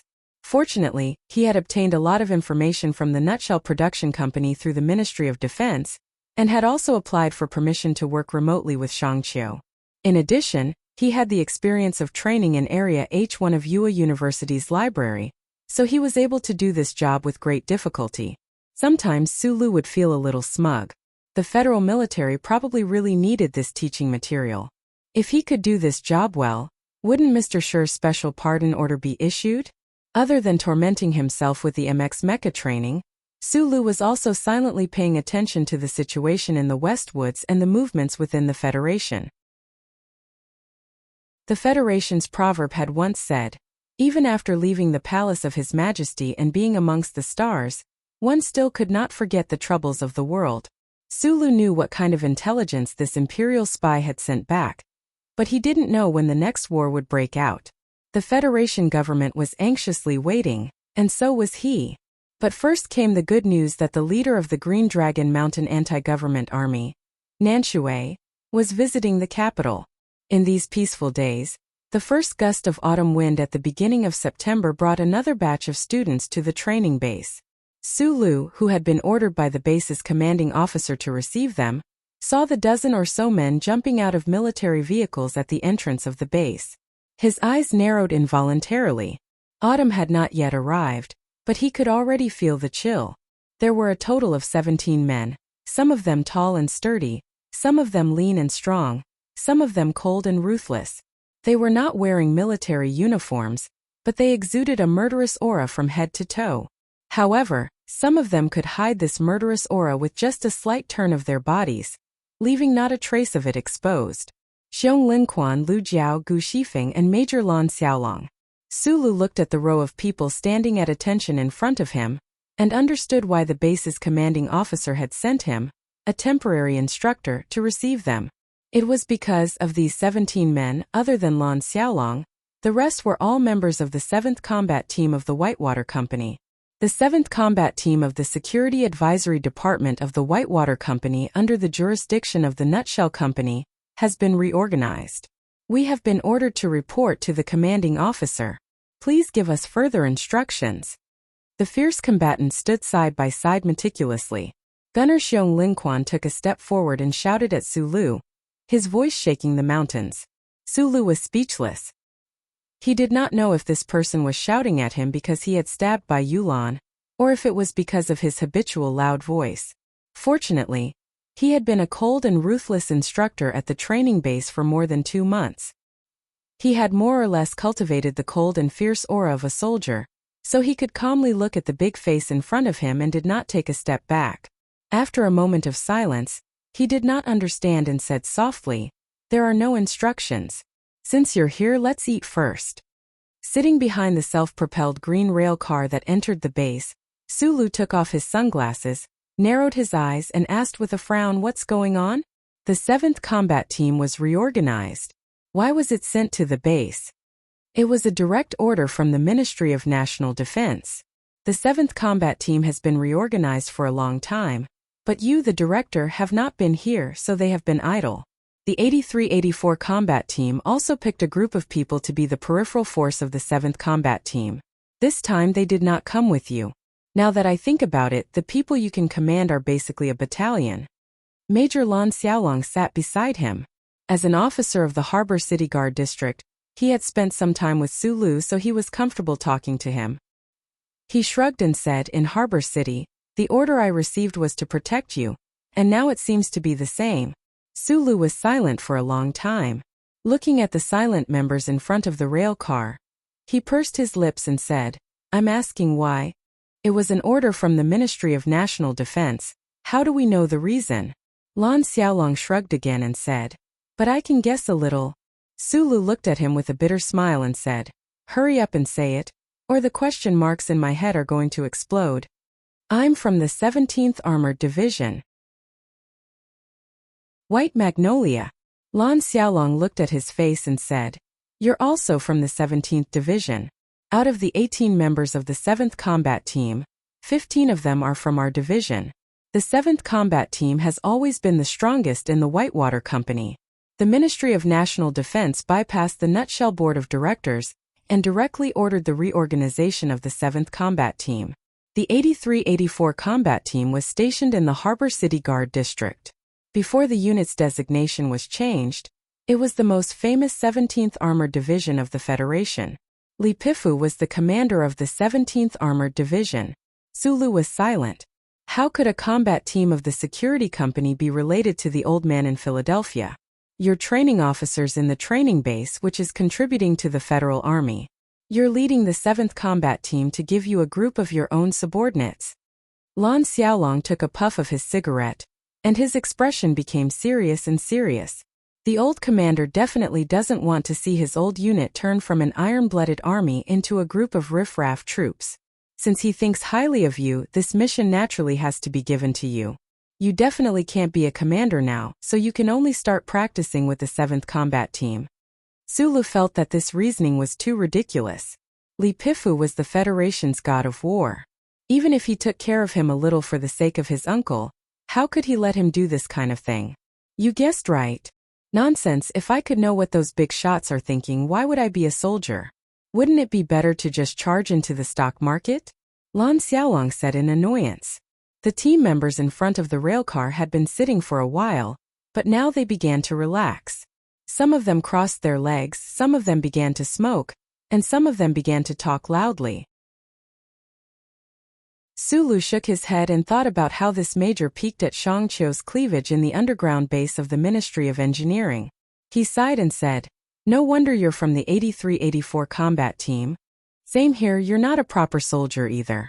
Lan Xiaolong shrugged and said that in addition to the 30 or so excellent military officers in the training base, there were suddenly 17 more unofficially organized armed personnel. Although according to the Ministry of Defense, these armed personnel were only there to listen, the atmosphere in the base still became a little strange. The three major security companies of the Federation often cooperated with the military in battle, but there was a gap between active duty soldiers and these unofficially organized soldiers. The armed personnel of Team 7 actually had military records in their respective units, but for some reason when they returned to the unit, they didn't look like professional soldiers at all. They were doing their duty as unofficially organized soldiers. The most important thing was that the officers who received the training had graduated from various universities and belonged to the typical academic faction. However, the 17 men who came later were definitely born in the wilderness. They all started off as small soldiers on the battlefield and relied on killing enemies to get to where they were today. In terms of rank, the trained officers were naturally higher. Other than Lan Xiaolong, none of the members of Team 7 had the nerve to take out their epaulets to dry. In terms of commanding ability and comprehensive assessment of some subjects, the trained officers were also a lot better than the members of Team 7. But when it came to specific combat ability, those 17 men were all looking up, full of disdain and contempt for these academic military nobles. What made Sulu feel strange was that although the atmosphere in the base was strange and tense, there was no intense conflict between the two sides. After 2 days of observation, even though his butt was vaguely on Team 7's side, he had to admit that it was mainly because those academic soldiers were maintaining their tolerance and did not show the attitude of a superior officer. The attention of the trained officers was all on the upcoming mecha assessment. Most of the other subjects had already been completed, but for this MX mecha assessment, their eyes were already red from waiting. Because of the attitude Sulu had displayed in the base, the trained officers began to dig up his background. In the end, they finally found out about his relationship with the Minister of Defense's family. Everyone thought they understood why Sulu was so arrogant. This kind of nepotism was the most unacceptable thing in the military, and their hearts became increasingly conflicted. In the dorms at night, one could often hear some officer coldly saying that he was ready to open a paint factory to teach someone a lesson. A week after the arrival of the 17 men, the MX-MEC's first assessment had ended. Most of the officers who had been trained had demonstrated excellent control and combat abilities in the assessment, reaching the passing standard. The ones with the best results were Hua Xiaoxi from Celine, and Zhou Yu, who had a deep understanding of the MX-MEC. On the rostrum, Sulu finished reading out the results and sighed softly. Very satisfied with the results of these 2 months of hard work, he removed the sunglasses on his nose and said to the people below the rostrum, "In half an hour, I'll be waiting for you all at the entrance." The conference room was silent. The trained officer stood up silently and walked towards the door.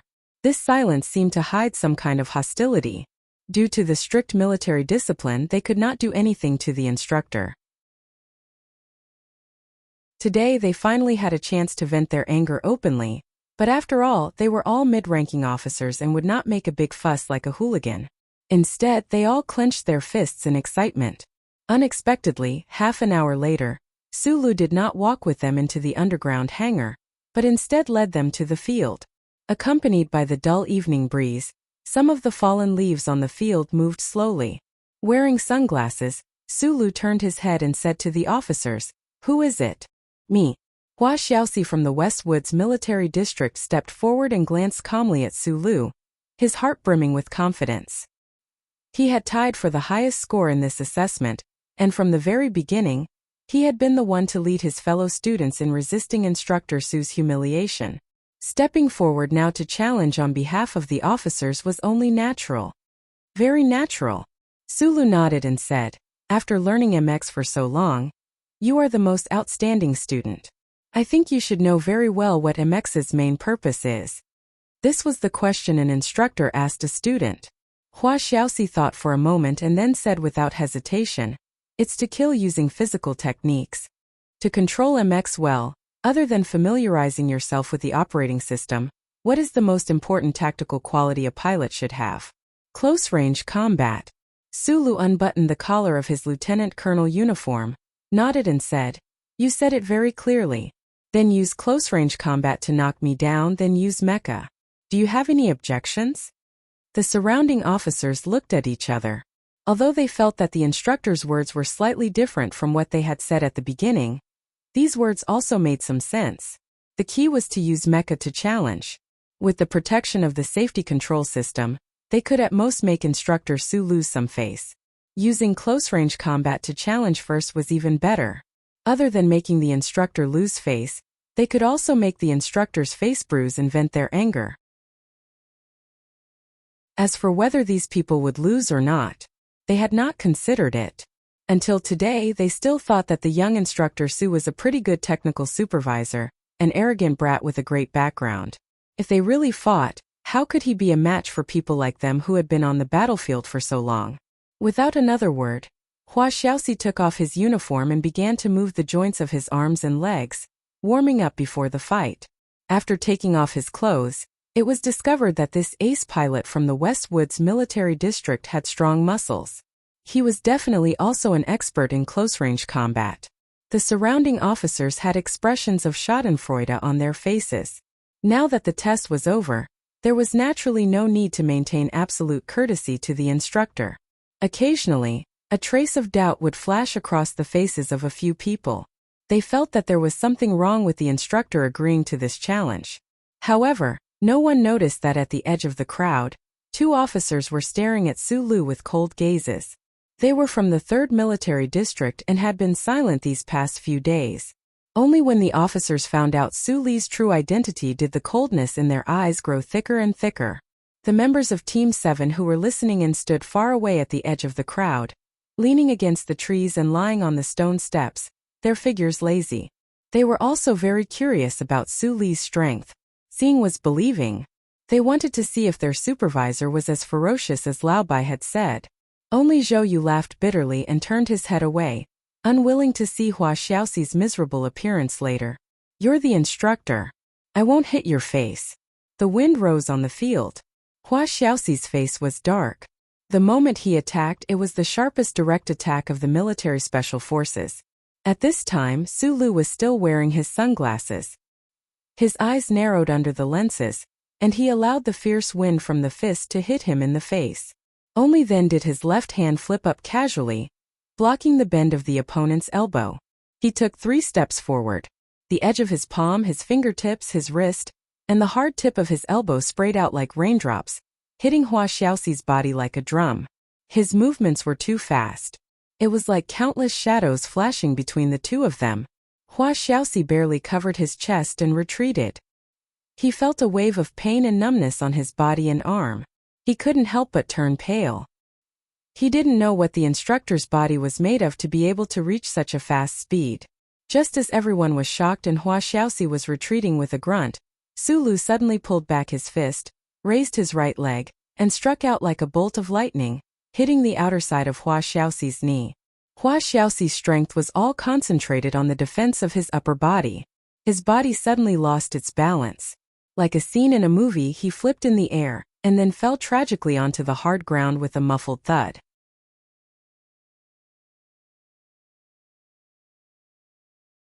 Chapter 327. The field was deathly silent. The officers looked at this scene in disbelief. Some of them had thought that Instructor Su's close combat ability would be extremely strong, which was why they had agreed to this kind of challenge. However, they could never have imagined that Hua Xiaoxi, as an expert of the Westwoods military district, would not even be able to withstand a single blow from Su Lu. After a series of breezes and drizzles, he was beaten into a stiff stick by Su Lu and fell from the air to the ground. Even if it had been a little longer, the officers would have been able to accept this kind of situation easily. However, they only heard a series of muffled sounds that sounded like raindrops hitting sand. Hua Xiaoxi retreated miserably, and then the instructor kicked. Hua Xiaoxi flew up and fell down. They could see that Instructor Little Su seemed to be using the close combat techniques of the military, but it was extremely different in some aspects, especially the feeling when he attacked. Whether it was extending his elbow, knee, or entering the body, each of his actions was clean and efficient, but also extremely fast. He launched with a flick, retracted with a touch. He did not fully extend, but his speed was displayed to the extreme. This kind of close combat method always made the audience feel that Sulu was like a girl who did not use his full strength. It was difficult for him to use his full strength, but the effect was exceptionally clear and powerful. The final result was so jaw-dropping. He had knocked down Hua Xiaoxi in a single exchange. This kind of close combat ability was a bit too strong. Looking at Sulu, who was taking off his sunglasses, the officer's eyes finally began to show some kind of reverence and admiration, and also a bit of coldness. The two officers with cold gazes looked at each other and frowned, as if they felt that this matter was a bit more difficult to handle. Meanwhile, the members of Team 7 at the periphery of the crowd had already stood up from the stone steps by the tree. With complicated gazes, they stared at Sulu. At this time, they experienced the evaluation that Bai Yulan had once made, and more or less confirmed the fierceness of their future direct superior. Sulu took off his sunglasses and reached out to pull up Hua Xiaoxi on the ground. Earlier, when he attacked, he did not use even a sliver of the true power in his body. He completely relied on the 10 postures that were soaked into his bones and the battle instincts he had forged over the years. It was not difficult to defeat the opponent, but he did not cause any real damage to the opponent. "If you can beat me one day, you can try using the mecha again," he said with a smile. The thought of not having to get on the mecha to reveal that he was not as strong as Madman Li made him feel very gratified. Hua Xiaoxi propped up his upper body and spat out a mouthful of sand and sand. He hatefully said, "I underestimated the enemy. Otherwise, I would have been able to hold on a little longer." Soldiers were simple and direct. A loss was a loss. Hua Xiaoxi did not plan on persevering. It was just that he kept feeling that he had been knocked out of his head by the instructor's nagging combat skills. Otherwise, he would have been able to persevere for a while longer. However, as soon as he raised his head, he saw Su Li's extremely sincere smile. His words could not help but stop abruptly. At this moment, he suddenly felt that Instructor Little Su's face without the sunglasses was so amiable with a smile, as if he did not look as hateful as before. No one knew that during the 2 months in the training base, Sulu had been wearing sunglasses on his nose to hide his smiling, amiable and harmless eyes. In order to play the role of a cold instructor, he could press the corners of his lips into a sheet of frost, but he still could not do anything about this pair of eyes. After Hua Xiaoxi shook his head and returned to the crowd, Sulu swept his gaze over the officers around him and said with a smile, "Who else?" No one answered. Although some of the officers believed that their close combat abilities were much stronger than Hua Xiaoxi's, when faced with Instructor Su's seemingly chaotic but actually extremely incisive combat skills, they did not have much confidence in winning. More importantly at this moment, as they looked at Instructor Su's smiling face and thought about their mecha lessons these past few days, their hearts calmed somewhat. Just like Hua Xiaoxi, that urge to vent his anger that had been somewhat childish to begin with gradually faded away. In the midst of the silence, someone suddenly said in a low voice, "Can it be 2v1? Sulu looked over with some confusion. To everyone's surprise, after Sulu had displayed his close combat prowess, the officers who had still stepped forward to issue a challenge were from the 3rd Military Region. They were precisely the 2 people who had been sizing up Sulu with cold gazes earlier. Perhaps they were very confident in their combat prowess, but strangely for some reason, they seemed to be constantly looking for a chance to attack Sulu directly. The officers frowned, thinking to themselves that even with their military ranks, they were not real cadets. Challenging a little instructor and losing was already embarrassing enough, what more when it was 2v1. However, when they recognized these 2 officers, the words they had been about to say turned into ice and snow stuck in their mouths at the same time. The field was silent. The 2 officers who had stepped forward to issue the challenge had been abnormally quiet and dutiful in the past half-year at the base, but in reality, they were particularly eye-catching because these 2 belonged to the 3rd Military Region's trump card, the Iron 7th Division. Every time they thought of the federal military's most dazzling, yet coldest young instructor, no one was willing to provoke them, even if the training officers were all geniuses in the military. Everyone knew how cold and heartless that Instructor Du was, yet he was an extremely protective person. If they were able to fight under this kind of commanding officer, it would undoubtedly be the most exciting and happiest thing. However, becoming enemies with the officers under him was definitely an unwise move. Su Li's eyes gradually narrowed as he quietly watched the two officers walk out from the crowd. Relying on the ability to see through people's hearts that Uncle Fengyu greatly admired, he could clearly sense the cold and severe intent hidden under these two officers' ordinary faces. Unlike Hua Xiaoxi and the others who challenged him to vent their anger, these two officers clearly had other intentions. One of the officers said coldly, "We are cadets. We want to ask for guidance from Instructor Xiao Su. Please agree." Su Lu was slightly taken aback. He used his hand to comb through his slightly messy hair, and tossed the sunglasses in his hand to Zhou Yu.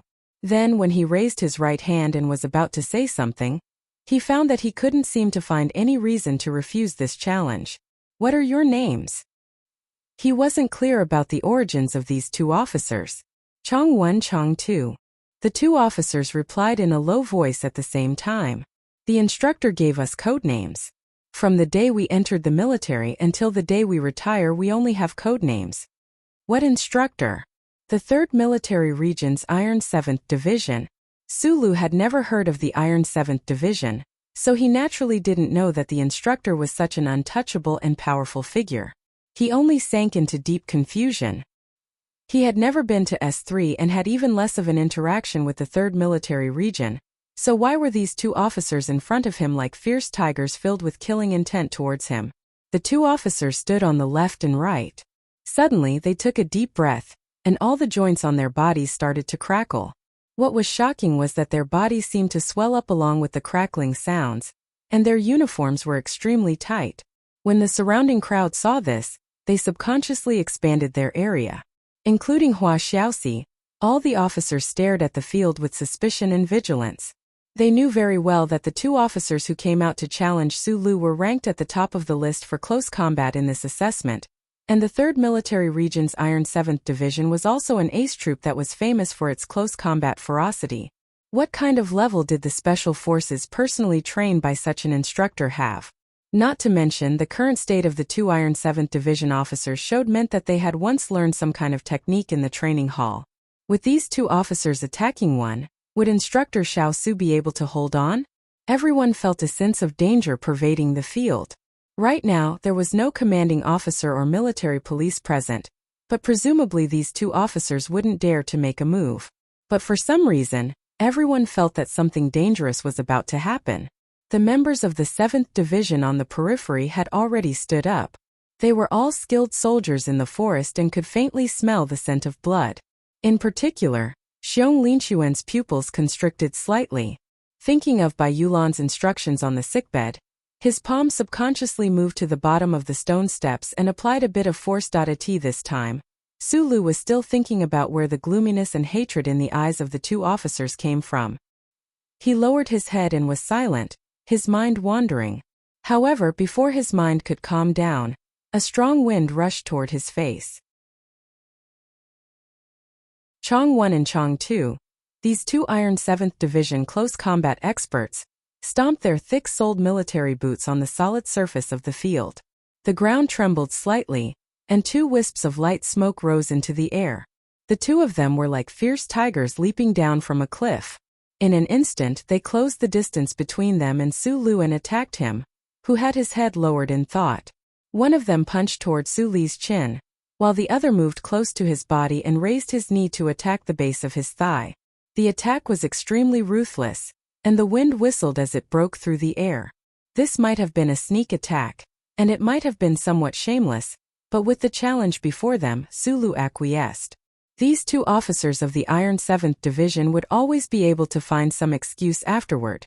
Furthermore, with the arrow on the bow and the fist in front of them, regardless of whether it was the audience or the person involved, they could only watch as this scene unfolded. Su Lu suddenly raised his head, and a trace of anger flashed through his slightly narrowed eyes. His anger wasn't because of the sinister and vicious attacks of the officers, but because he still didn't understand why they hated him. In a flash, his state of mind was as steady as a rock. Just like in the countless dangerous moments in the past, he calmly took a step forward. His body was like a nail nailed to the ground. At the same time, he flipped his left hand and grabbed Chongwon's wrist, who was attacking his chin. His right leg swung to the right and slapped the inside of Chong Tu's knee with the outer edge of his thigh. If he had been dealing with an ordinary person with the reaction speed and skill he displayed at this moment, this would have been a perfect response. According to the usual development of close-range combat, Su Lu would have closed in on his opponent again, and used his iron shoulder to push one of them away. Both of his arms were blocked, and his joints were restrained. Human physiology and basic physics confirmed that Su Lu was completely restrained, so this Iron 7th Division officer was in the mood to appreciate his failure and ridicule his incompetence. "I admit defeat," Su Lu said directly with a smile. He wasn't obsessed with winning or losing. On the contrary, he was obsessed with the opponent's hatred for him, and he really wanted to know how far the Iron 7th Division officer wanted to go. The officer didn't expect Su Lu to admit defeat so easily. After a slight pause, he said fiercely, "Don't accept. You're an instructor. If we kill you, we'll definitely have to go to military court. But I think if we just break your arms, there shouldn't be too much of a problem." His eyes were cold and ruthless. He said in a low voice, "In close combat, there are often accidental injuries like this, right?" The conversation in the field was very low and fast, so the officers in the crowd didn't hear it at all. They wondered why instructor Xiao Su still didn't admit defeat. Su Lu was silent for a moment, then lowered his head and said, "Since it's revenge, let me know the reason. Then I'll feel better, right?" "Park Ji-ho is someone that the Iron 7th Division wants," Chang Yi said coldly. "I'm from the same yard as him." Su Lu raised his head, an indescribable emotion flashing through his eyes. Almost at the same time, the two Iron 7th Division officers' eyes flashed fiercely. Their muscles tightened and they clamped their arms around his elbow joint, pressing down hard. Not all the people in the crowd were combat experts, but as outstanding officers that the Federation focused on grooming, they definitely had a sharp and accurate eye. When the two Iron 7th Division officers lowered their shoulders and crossed their legs, at least half of the people in the crowd could see what they were going to do next. It was just a very common camp challenge. The winner was already decided, but who would have thought that it wasn't over yet? In these past 2 months, the officers had hated MX Mecha class to the core. However, after passing the assessment, they no longer hated instructor Little Su for wearing sunglasses and pretending to be cool. Deeply educated in discipline and self-control, they knew very well that upholding the original challenge agreement today was more of a tradition of steel in the military camp. In some ways, this was just a game between men. But these two people from the Iron 7th Division were actually going to break instructor Xiao Su's arm in front of everyone on the field. Could it be that the soldiers raised by Commander Du of the Iron 7th Division were so cold and cruel that they weren't even afraid of the military law? Or could it be that because they had the Iron 7th Division as their backing, they didn't care about the military law at all? In the midst of the shock, Lan Xiaolong and Zhou Yu's expressions changed drastically, and they immediately started to move. But there was one person who reacted faster than them. Outside the crowd, there was a crisp sound as the stone steps were lifted up by someone. Xiong Linquan roared as he held the heavy concrete steps with both hands. Like a deity, he shook the crowd and rushed over before the other two. He valiantly smashed the stone steps down with a muffled boom. The heavy concrete steps smashed into the ground, creating a crater. In the blink of an eye, the stone steps, which weighed who knew how many kilograms, were shattered by the huge force. Debris flew everywhere and dust flew everywhere. However, Xiong Linquan, who had rushed over like a god, spread out his hands and stared blankly at where the stone steps had landed. He blinked in shock, and didn't feel that the web between his thumb and index finger had been split open and was bleeding. There was a suffocating silence in the field, because his thunderous attack missed. 3 meters before the stone steps landed, the three people who were tangled up with each other still maintained their previous postures, as if they hadn't moved at all. The only reason they were able to dodge this terrifying attack was because at the last moment, someone still had the strength to force the other two people to take 3 steps back. There was only one person who could do this. The pupils of the two Iron 7th Division officers shrank as they stared at Su Li's face in horror. When they attacked with all their might, they found that Su Li's arm didn't break as they had imagined. Didn't even bend. This completely violated the physiological structure and physics of the human body. Su Li's arm seemed to be cast from iron. Su Li's eyes were unusually bright. He looked at them and said sincerely, "After you get out of the hospital, tell your teacher that his reasoning is bullshit to me. I'm fast enough and I'm strong enough."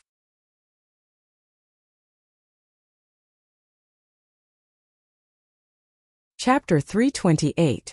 Xiong Linquan smashed down the stone stairs. Su Lu, whose arms were restrained, dragged the two officers of the Iron 7th Division back a few steps in a flash. Logically speaking, he was unable to exert any strength, but he was able to use the strength of one person to move the bodies of 3 people. This only proved that he was in control of the situation the entire time. It was only now that the 2 officers of the Iron 7th Division knew that they had encountered a real iron plate. In the previous fight between Su Lu and Hua Xiaoxi, he had only displayed the most accurate and fast aspects of close-range combat. His true strength had been hidden the entire time. With a single misjudgment, the 2 officers immediately fell into a predicament. They had already pressed down on Su Li's elbow joint with all their strength, but it had no effect at all. It was like 2 insects wailing and waving their chelicerae, but they couldn't leave a single mark on a thick iron rod. Su Li's tone was very normal. He was indeed very strong. He had trained with Uncle Fengyu for so many years. After coming to the capital ring, other than Madman Li, he had never met anyone who could face him head-on. The ruthless anti-joint technique was completely ineffective.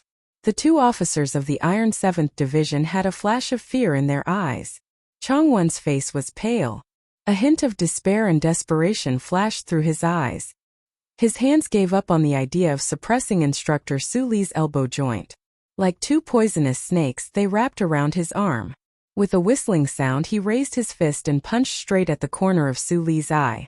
At this moment, he still hadn't given up and used a ruthless move that was enough to kill. Previously, Su Li's fingers had been repelled by the muscles on Changwon's wrist. He couldn't grasp it because Changwon had learned some thrusting kung fu in the Iron 7th Division and the Body Cultivation Hall. His body was very strong, but more importantly, he hadn't used his true terrifying strength. At this moment, a stream of heat gushed out from behind his waist, spreading to his limbs and torso. Every pair of muscle fibers were rubbing against each other, and every cell seemed to be expanding and breathing. Strong and unparalleled strength filled his entire body. How could he give his opponent a chance to counterattack? With a flip of his palm, his thumb and index finger were like 2 iron pincers. They gripped the joint of Changwon's upper left arm. Gathering strength at the tip of his finger, it suddenly shot out.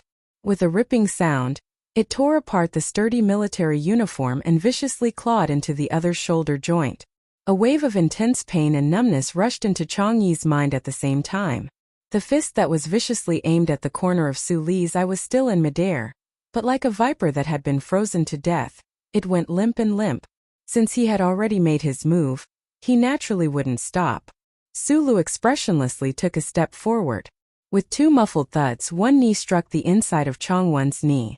At the same time, his right hip pushed Chang Tu some distance away.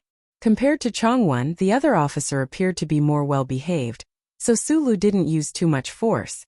Instead, he took advantage of the momentum of the collision to raise his right leg again. Just like how he had kicked Hua Xiaoxi earlier, it strangely drew an arc outside his body and viciously chopped down on his thigh. These movements seemed ordinary, but Su Lu executed them with incomparable speed. Furthermore, the rhythm of each movement was very beautiful. It was simple and smooth to the extreme, making it impossible for his opponent to react. These were the 10 postures that the uncle had taught him, and they had been integrated into his blood. During battle, he did not need to use his brain to think at all. Relying on the situation in the field and his instincts, he naturally displayed them. However, this fierce kick was not taught to him by Uncle. It was more than 2 years ago when he saw Captain Tian's sharp kick on the ancient Bell spaceship. His heart trembled and he pondered over it day and night. Only then did he combine the intent of this kick with the 10 postures, which became his favorite attack method. However, this kick was qualitatively different from the one that had hit Hua Xiaoxi earlier. This was because Su Lu had channeled all the mysterious power in his body into his tibia. When he kicked Hua Xiaoxi, he did not use much force, so Hua Xiaoxi was sent flying. However, this kick was already as sharp as a knife. Its speed and power were extremely terrifying. Chang Tu, whose thigh was hit, felt a huge force hit him. His body could not fly at all, so he had to bear the full brunt of this force. With a heart-chilling crack, Chang Er let out a muffled groan, his face pale. He was not kicked into the air, but like an old tree that was blown down by a huge gust of wind, he fell heavily onto the ground, unable to get up again. After kicking Chang Tu down, Su Li's other hand was still tightly gripping Chang Wen's upper arm joint. Blood was faintly seeping out from his fingertips. Since Su Lu already knew the reason for this ruthless Iron 7th Division officer's ruthlessness, he naturally would not hold back. However, this was a training base after all. The other party was a Federation officer, so he did not think of killing him on the spot. Otherwise, he would probably end up in prison again the moment he stepped out of Allure. At this time, Chang Wen still did not know that his companion had lost his ability to fight. He felt his right arm joint being gripped by the other party's iron clamp-like hand. He was unable to mobilize his strength.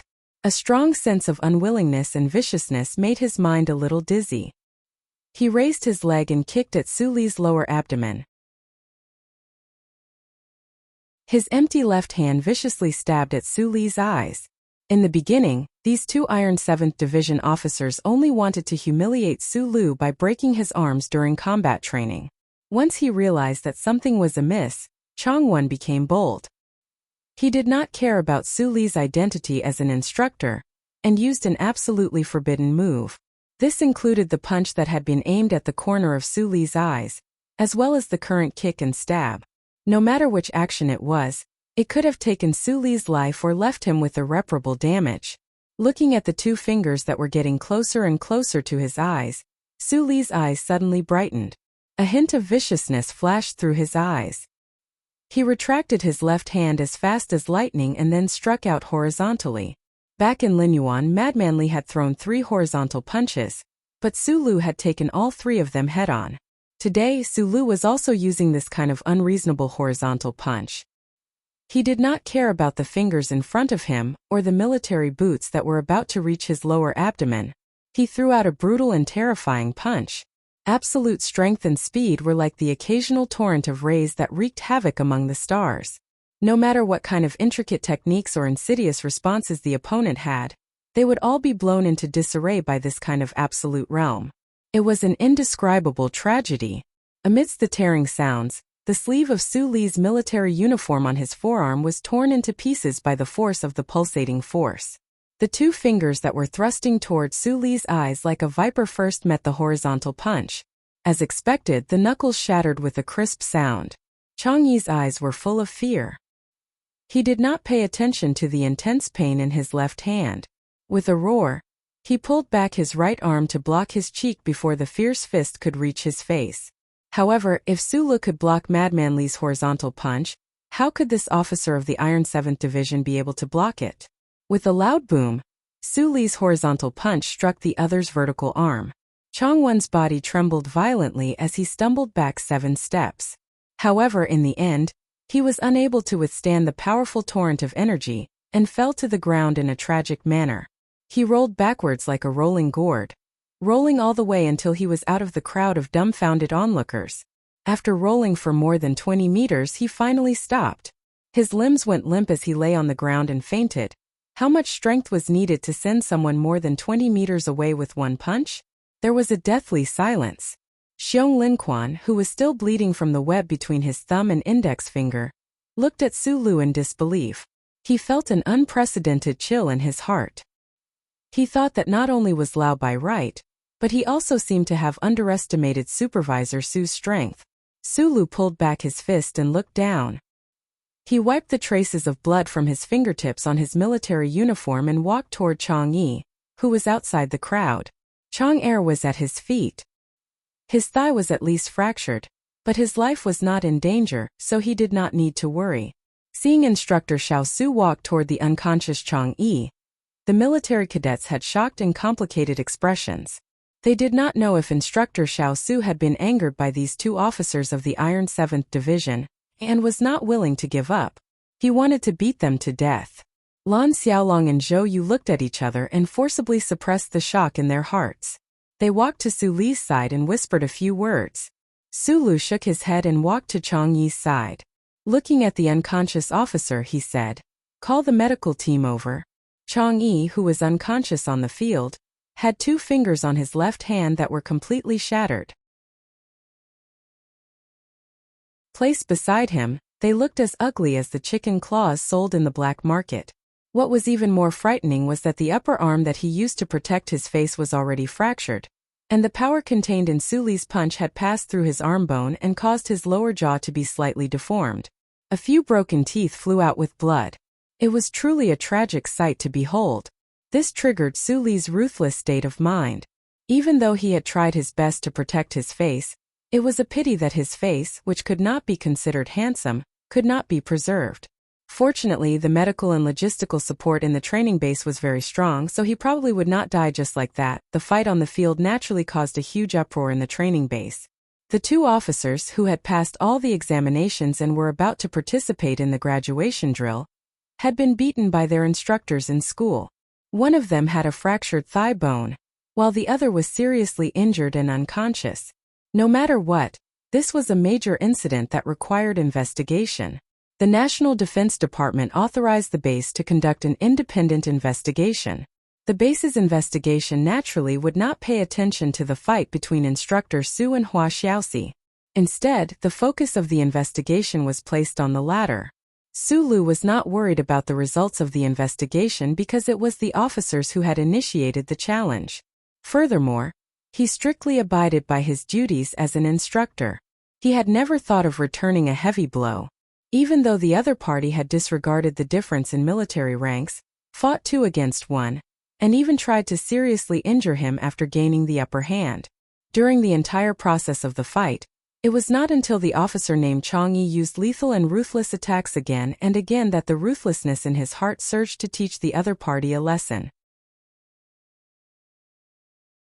He firmly believed that he was in the right. The results of the follow-up investigation also proved this point. There were a total of 50 people on the field who had witnessed the entire process with their own eyes. Even if the 17 people of Team 7 were not included, there were still many officers who testified to the base's investigation team. Instructor Su had not done anything wrong in this matter.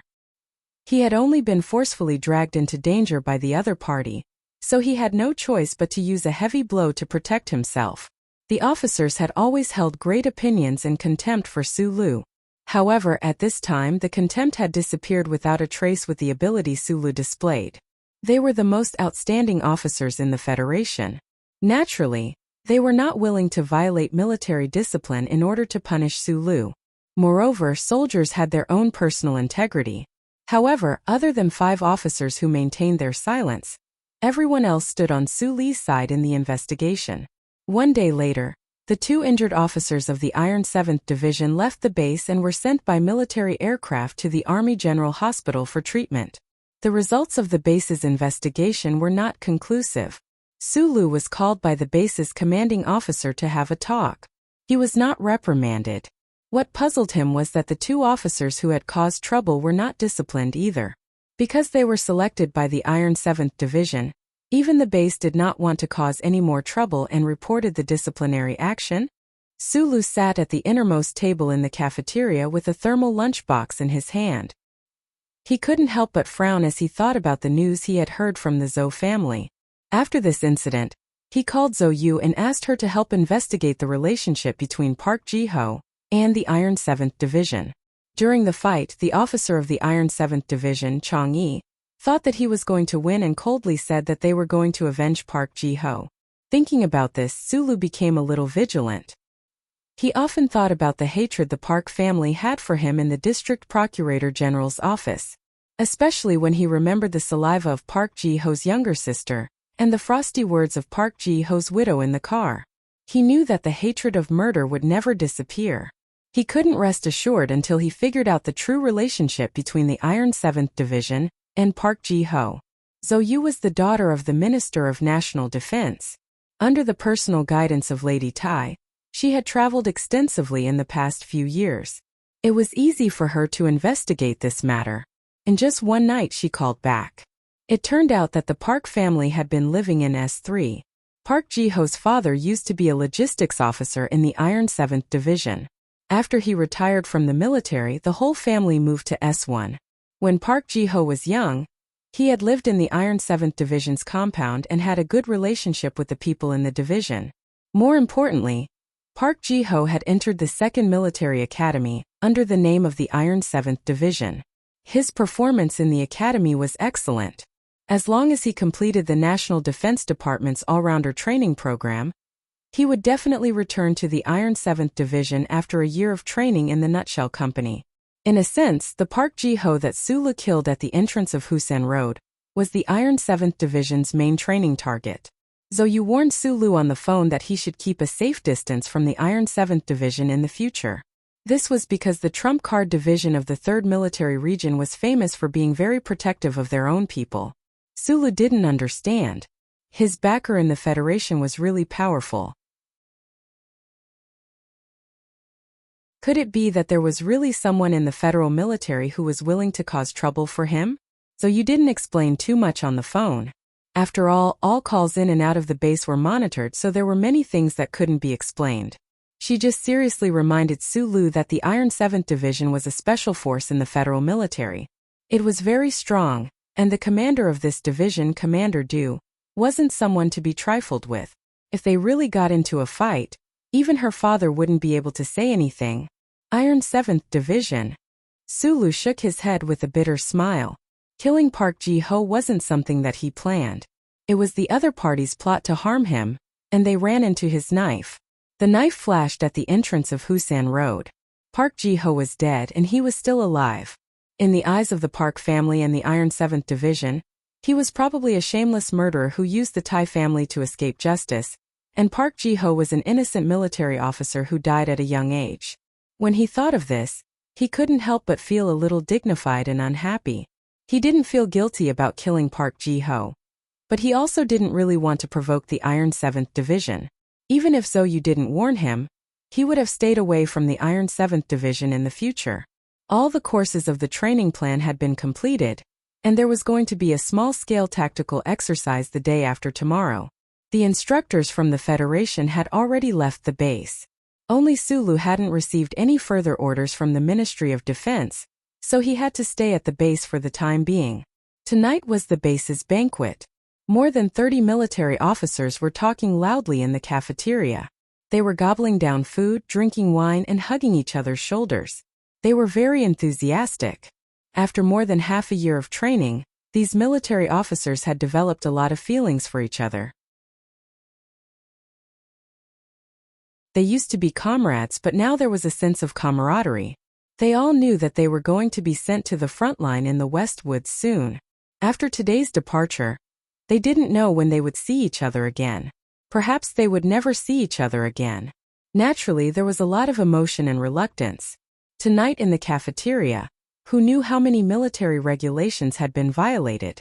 However, the base understood the emotions of these military officers, especially when they knew that these people would become high-ranking military officers after they left. They didn't want to cross the line, so they acquiesced to their nonsense. As they drank and drank, even Team 7, who had been watching from the sidelines at the beginning, was pulled into the drinking competition by these military officers. In the words of the military officers, although you guys are a little rough, you're really good at fighting. You guys haven't been classmates for a long time, but in the future, if you want to join my army, I'll definitely welcome you with open arms. No one paid any attention to Sulu, who was sitting in the deepest corner. Sulu didn't care either. For him, his 2+ months of life at the training base was just a promise he made to President Pabre and the Ministry of Defense. Or rather, it should be said that it was a job. He ate by himself with the lunchbox in his hand. At this moment, Lan Xiaolong came over with 2 plates of food and 2 wine glasses. He said with a smile, "It's so lively over there. Why are you pretending to be lonely here?" Sulu smiled and said, "I like liveliness, but it seems that liveliness has never liked me." Lan Xiaolong thought for a moment and asked, "What are you thinking about?" "I'm thinking about that Iron 7th Division." Sulu was silent for a moment and said, "I've offended this teacher too much this time. I'll have to stay away from him in the future." Lan Xiaolong poured him a glass of wine and said, "Let me tell you a piece of bad news. At the graduation ceremony the day after tomorrow, the headquarters of these military officers will send people to pick them up. The Iron 7th Division will also send people. Sulu narrowed his eyes. The Ministry of Defense values this training very much. Lan Xiaolong looked at the wine glass and said with slight worry, the Iron 7th Division will send people to pick them up. It's the teacher Du Chongqing.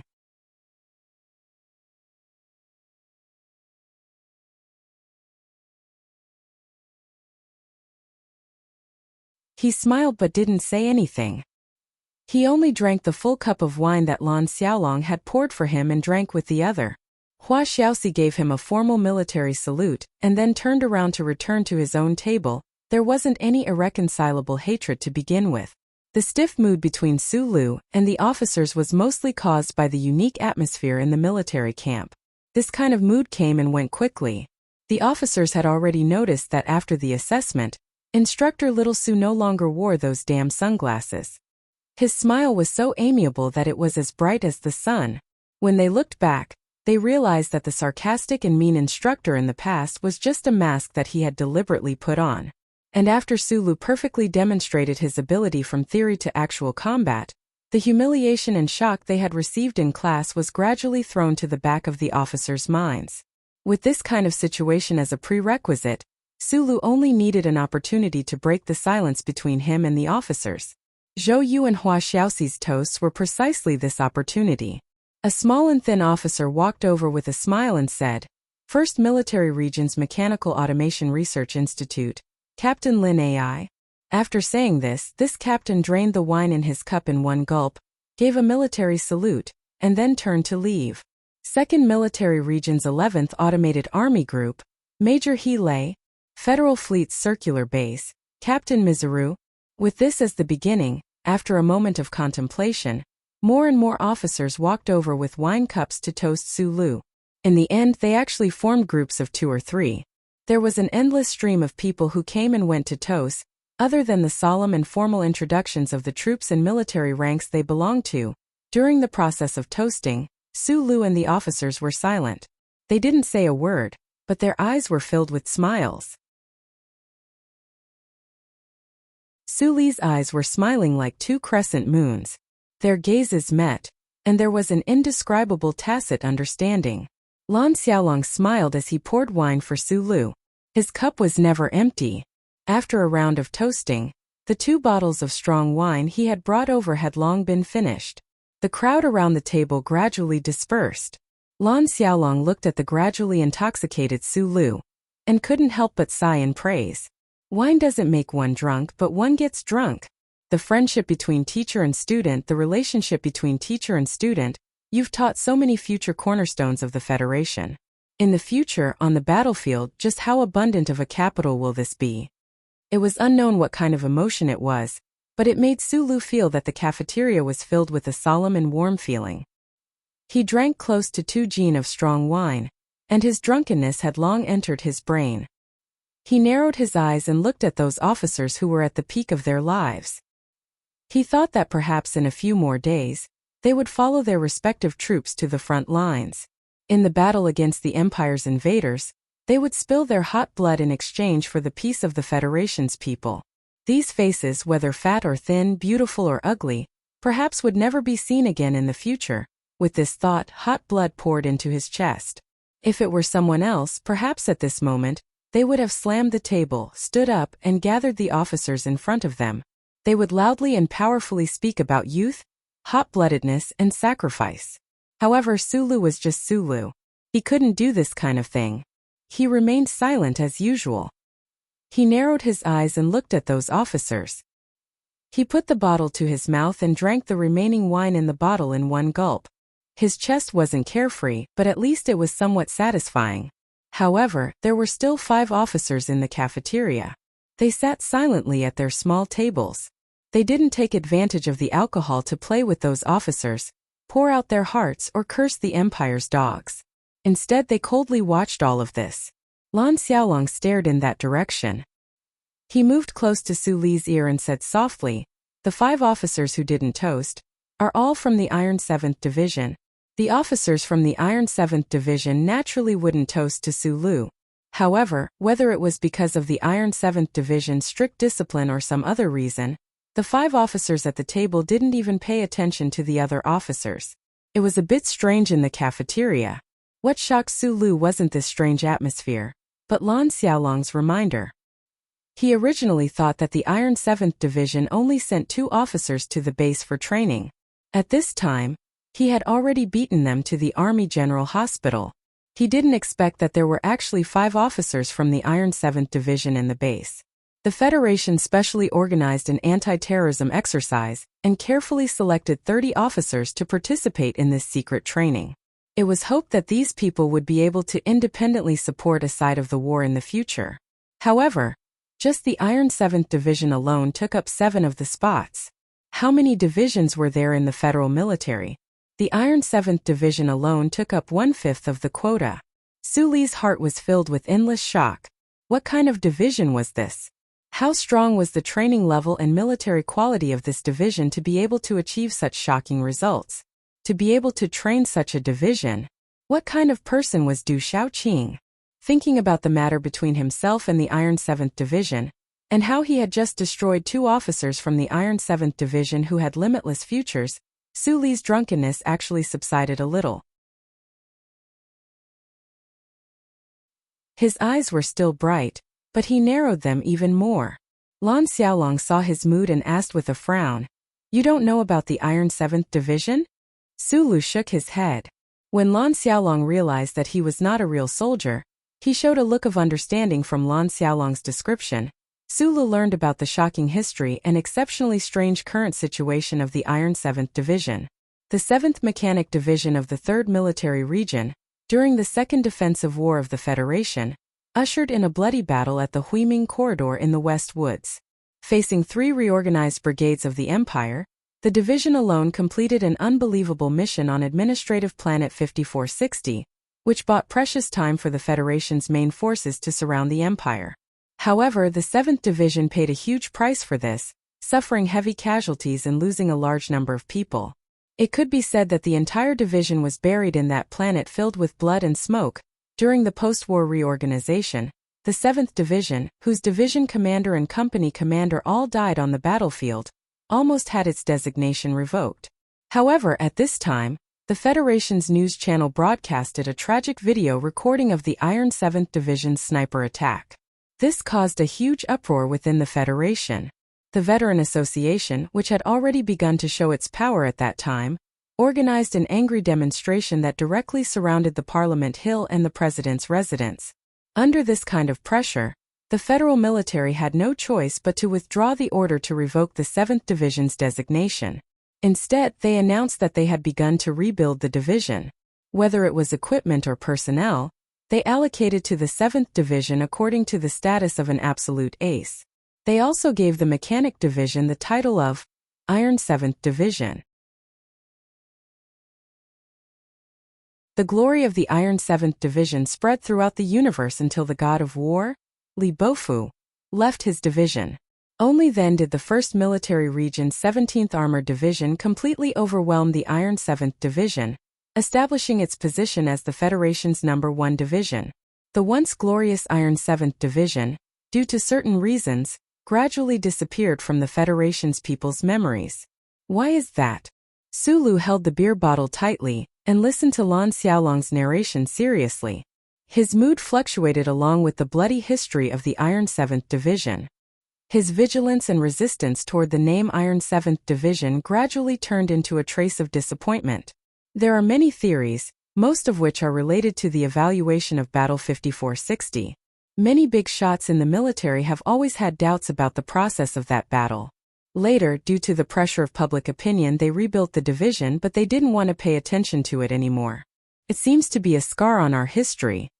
Lan Xiaolong said faintly, "Those big shots are long dead. No one knows the truth of history." However, just as the Iron 7th Division was stationed in S3 for decades and was so lonely that only the name of the Iron 7th Division remained, Du Shaoqing, who had graduated from the 1st Academy, came to this forgotten corner. The story of the Iron 7th Division began once again.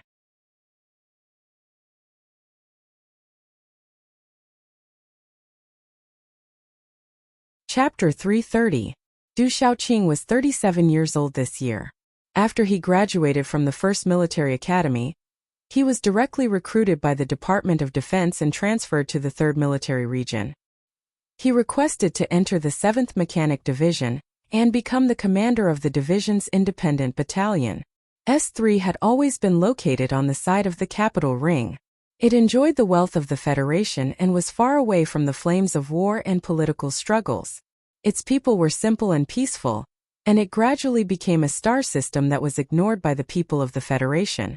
The 7th Mechanic Division, which was stationed in the capital of the administrative planet of S3, was naturally ignored and almost forgotten by the people because they were disliked by the upper echelons of the military. However, just 1 year after Du Xiaoqing officially entered the 7th Mechanic Division, in a routine military exercise organized by the 3rd Military Region of the Federation, the 7th Mechanic Division that had been silent for a long time suddenly shone brightly. In more than a month of comprehensive military exercises, the 7th Mechanic Division gave the headquarters of the 3rd Military Region a huge surprise. Mobility test, quick reaction ability, automatic digital combat ability.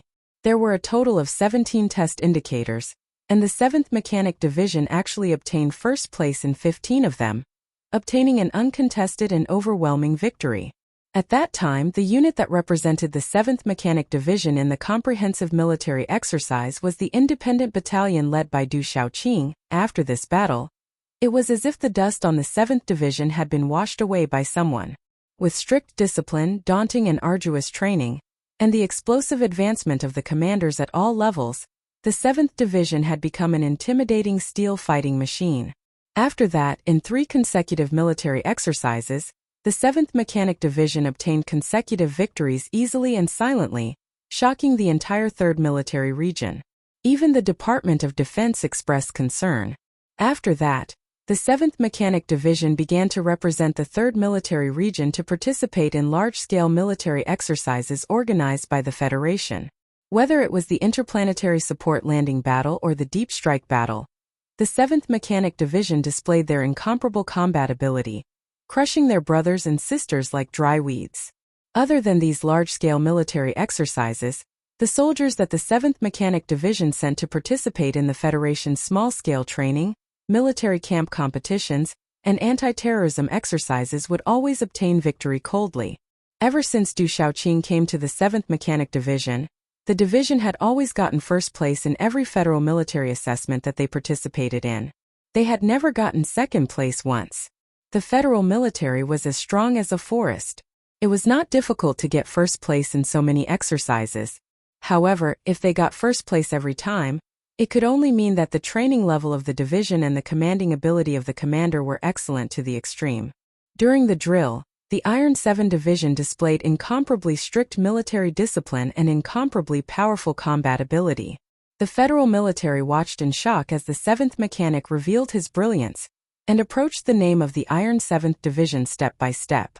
As for the rest of the troops, they watched this scene with vigilance, unease, and admiration. Getting first place in 37 military exercises in a row had firmly engraved the name of the Iron 7th Division in the federal military's honor book. No one knew if there would be a division that could do this in the future, but in the past tens of thousands of years of history, there had never been a division that had been able to win like the Iron 7th Division for 8 years. The 3rd Military Region, which did not have a very high position in the federal military, no longer cared about the questionable Battle 5460 and the bad impression that the military had of the 7th Mechanic Division. Based on the achievements of the Iron 7th Division, the 3rd Military Region did not hesitate to treat the 7th Mechanic Division as their trump card. Whether it was equipment or honor, the 7th Mechanic Division gave them everything they had. During these continuous maneuvers, the 7th Mechanic Division truly gained the reputation of the Iron 7th Division. Du Xiaoqing also rose from a battalion commander to a regiment commander.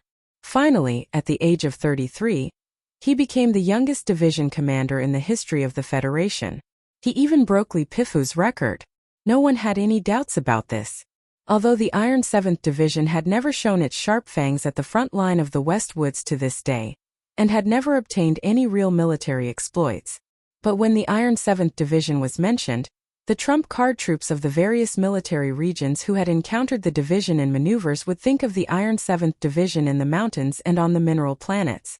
It was as condensed as a fist, scattered like a gust of wind, roaring and howling. It was an iron-blooded division with a cold steel will in its strict and solemn demeanor. These trump card troops were really frightened by the Iron 7th Division in many maneuvers. They absolutely believed that if a division like the Iron 7th Division was sent to the front line, it would be easy for them to achieve their own great military exploits. And Du Shaoqing, who had personally trained this kind of division, of course he was qualified, and only he was qualified to be the commander of such a division. Sulu held his empty wine glass and narrowed his eyes thoughtfully. He thought about how Du Shaoqing was able to turn a division that had been deliberately abandoned by the military into a well-disciplined and terrifyingly well-trained Iron 7th Division. He led this division to achieve such a fierce military exploits. He was really not an ordinary person. He could really be said to be extremely talented and had extraordinary perseverance. Or maybe he was just like Li Pifu, a peerless military genius. If he was remembered by such a person, it would not be very good news. When Lan Xiaolong was telling these stories, a few people were sitting around the table. The combat personnel of Iron 7th Division did not toast to Su Lu. Instead, they brought their lunch boxes to the table, which seemed to indicate some kind of attitude. Xiong Linquan frowned and looked at Su Lu. He suddenly said, "I know that the Iron 7th Division is very fierce, but Du Shaoqing is just one person. He wants to become the second army god? He doesn't even know if the Empire will agree. If he really has the ability, he should take the initiative to go fight a few battles in the West Woods." Over the past year, the seniors of Iron 7th Division had heard a lot about Su Li's achievements from Bai Yulan. They found it hard to believe, but after seeing it with their own eyes in the training base, it had a certain impact on their minds. They knew very well that in the years to come, Su Lu would always be the supervisor of Iron 7th Division. They would be Su Li's men. Although they still could not say that they were very close to Su Lu right now, when they saw him worrying about the Iron 7th Division, they subconsciously mocked him a little. After all, in front of outsiders, they had always been on Su Li's side. The Iron 7th Division had been dazzling and imposing in the military all these years because of a series of achievements. However, they did not have a reputation in the Federation.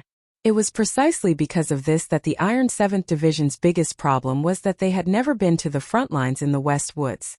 Therefore, Xiong Linquan's question was tantamount to directly asking a question about the Iron 7th Division's most vital part.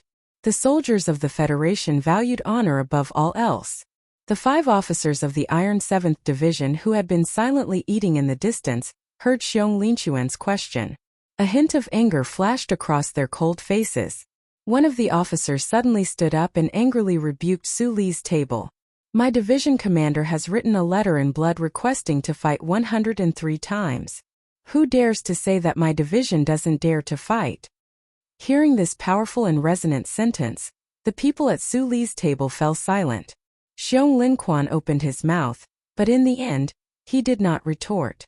After all, this involved the most important issue of a division's reputation. Instead, it was Lan Xiaolong who said with a smile, "Don't tell me that the soldiers under Division Commander Du are all like your 2 colleagues who were carried away? From the looks of it, Division Commander Du is just as a..."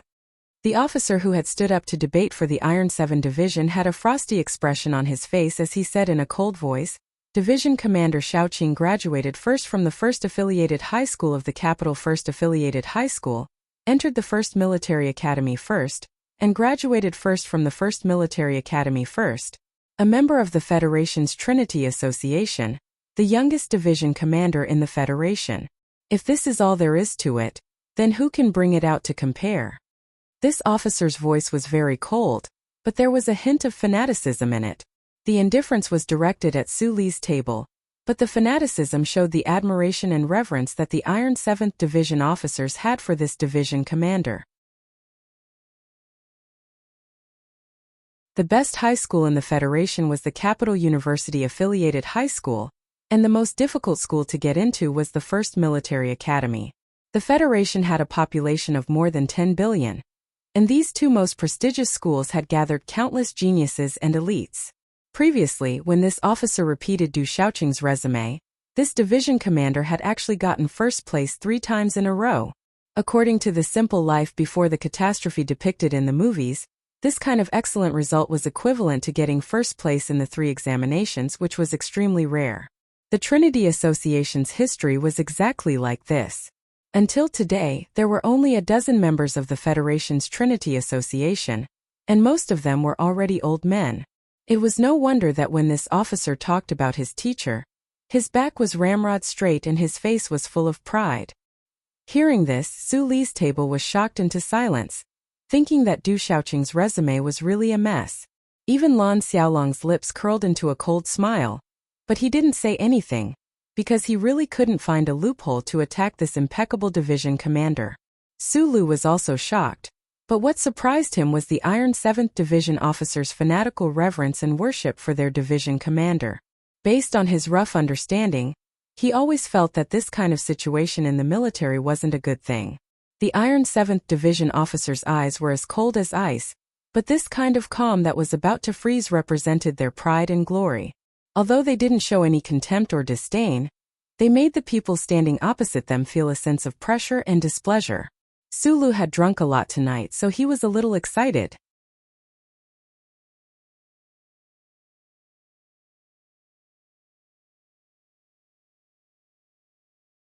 Chapter 331. There are many theories. Some say that the Iron 7th Division's performance is too strong. Coincidentally, the situation between the Federation and the Empire has been relatively calm in the past 10 years.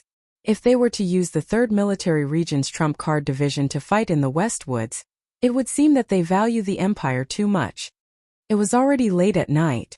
The early autumn breeze blew on Su Li's hot cheeks, waking him up a little. After getting drunk in the cafeteria, Lan Xiaolong and Zhou Yu forcefully dragged him out, and were now walking towards the instructor's apartment. Lan Xiaolong shrugged, but this habitual action almost made Su Lu vomit. He heard the major of the 83-84 mocking, "Trump Card Division?" The war god set the strategy of fighting in the Westwoods years ago, in order to maintain the combat effectiveness of the army, in a relatively calm environment. The Trump Card Divisions of the 4 military regions, the Iron Army, which one of them isn't yelling and rushing to the Westwoods? Why don't I see the Department of Defense keeping them as a last resort? I don't agree with you. The Iron 7th Division's performance in the various military exercises is indeed too strong. When I was in school, the instructors once discussed this issue. The Federation believes that good steel should be used on warship rams.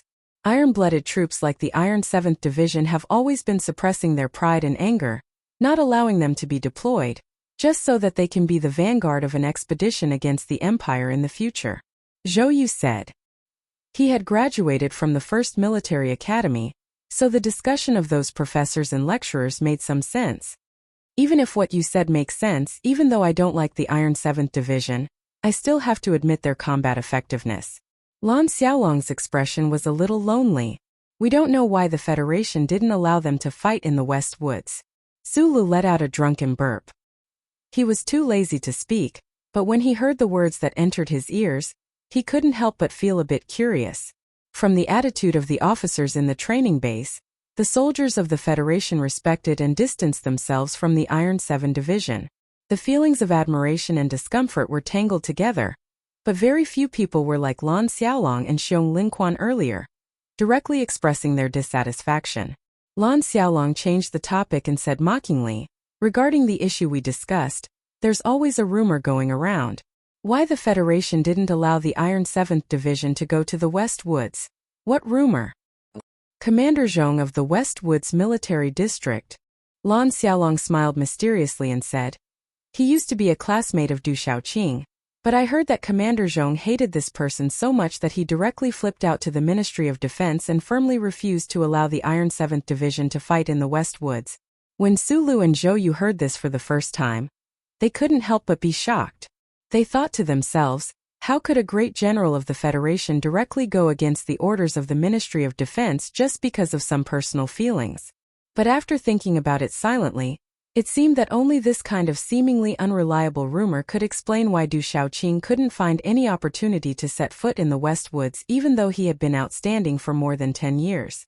The Zhong family of the Westwoods was the only one of the 7 major families of the Federation that had military power. The current head of the family was Little Watermelon's father, Commander Zhong of the Westwoods Military District. There were 4 major military academies and 4 major military districts in the Federation. However, when people talked about the 4th Military Academy and the 4th Military District in the Westwoods, they were already used to calling them the Westwoods Military District and the Westwoods Military Academy. Commander Zhong controlled the military power of the Westwoods region, and the Zhong family secretly controlled the politics and economy of the Westwoods region. If it wasn't for the glory of the charter that spread throughout the universe, this big shot who seemed to have a corner of the universe was completely like a warlord. Probably only this kind of local tyrant could brazenly exclude Du Shaoqing from the Westwoods for so many years. When Commander Zhong gets angry, the president can't do anything, and the Department of Defense can't do anything either. This is probably the biggest helplessness of Du Shaoqing's life. Lan Xiaolong said with slight sarcasm, but Du Shaoqing can be considered a stubborn person. With his ability to manage an army and command strategy, how could he only be promoted to Major General this year? For the past few years, the 3rd Military District has been trying to promote him and transfer him to the headquarters. Even the Joint Chiefs of Staff are interested in transferring him to the capital to train him well, but this person is determined not to agree. He just wants to stay in the position of commander of the Iron 7th Division. The drunk Sulu listened to these words in a daze. He remembered some of it and forgot some of it. He just felt the alcohol rush to his head and fell asleep. After getting drunk, he fell into a dark and sweet dream. In his dream he saw a lot of things. Sure, Qinghai had been locked up for a lifetime. When he was released from prison, his hair was already silver, but he was still flirting with the female officer guarding him. Li Wei was holding a machete and looking at the crowd on both sides with a face full of fear. On one side of the crowd was the calm Lady Tai, and on the other side was the kind Madame Zhong. He didn't seem to know which side to walk to. Sulu also dreamed of a head of purple hair, a pair of black-rimmed glasses, and a certain young genius girl with big breasts. In his dream there was also a very faint beautiful face, but he couldn't remember who it was. He also dreamed of an old butler wearing a black suit. During his time in the black prison of Foxfort, he often saw this old butler. Although he could clearly recognize that the other party was the incarnation of some great existence in his dreams, he was already fearless. He walked over with a smile on his face. However, this old thing was somewhat abnormal today. His face was so solemn that it made one's heart palpitate. It seemed that in the next moment, he would turn into countless rays of white light that would envelop Su Li's body and slowly devour it like some single-celled organism, leaving not a single bone behind. Su Lu was very frightened in his dream because he knew that he didn't have many methods to resist the other party.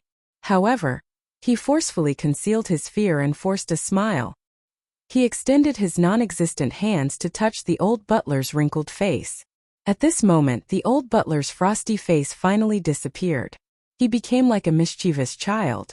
Using his pair of eyes full of wisdom and absolute calmness, he showed Sulu what the taste of a shrewd and ruthless craftiness was like. In the end, the old butler's face became as white as a sheet of paper, as white as a snowy mountain. However, he wore the military uniform of a major general. His figure was as straight as a cedar tree in the mountains. Emitting a bone-piercing chill, Sulu woke up and quietly looked at the sky outside the window. He wasn't sure if this dream was auspicious or inauspicious. He didn't know if the central computer in the Bureau of Proclamations underground would always silently watch him like this. However, he knew very well what the officer who appeared in the end represented. It represented the big trouble he was about to encounter soon. That teacher named Du Shaoqing. However, he was fearless.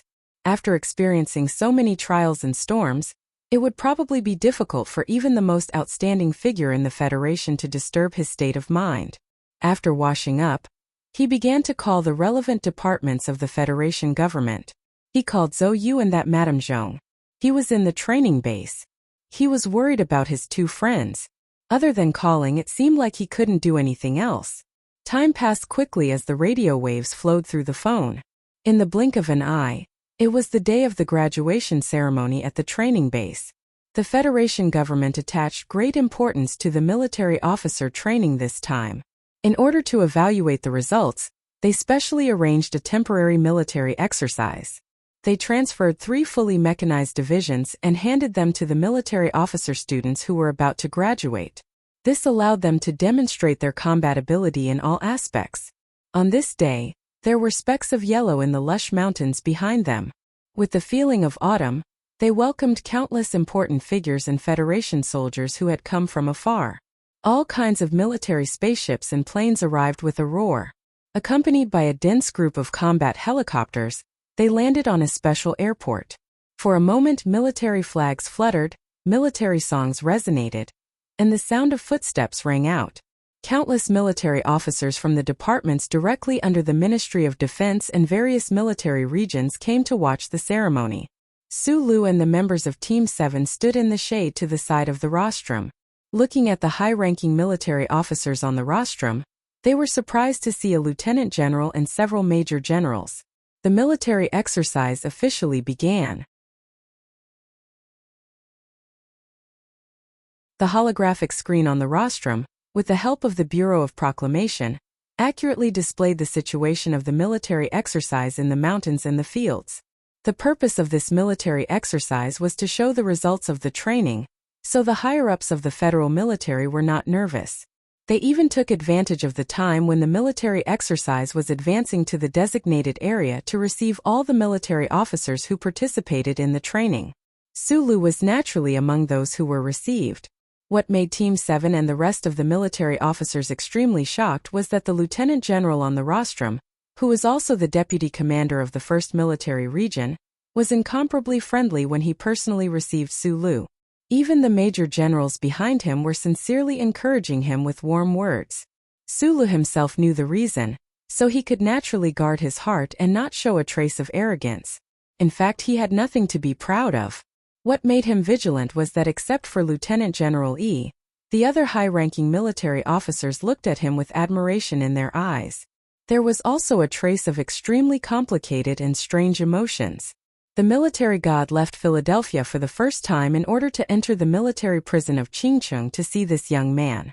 This matter was not a secret among the higher-ups of the federal military, and the military officers on the rostrum were all very clear about this. They knew that Su Lu was a person with a strong backer, but they also knew that there was some trouble between him and the Iron 7th Division.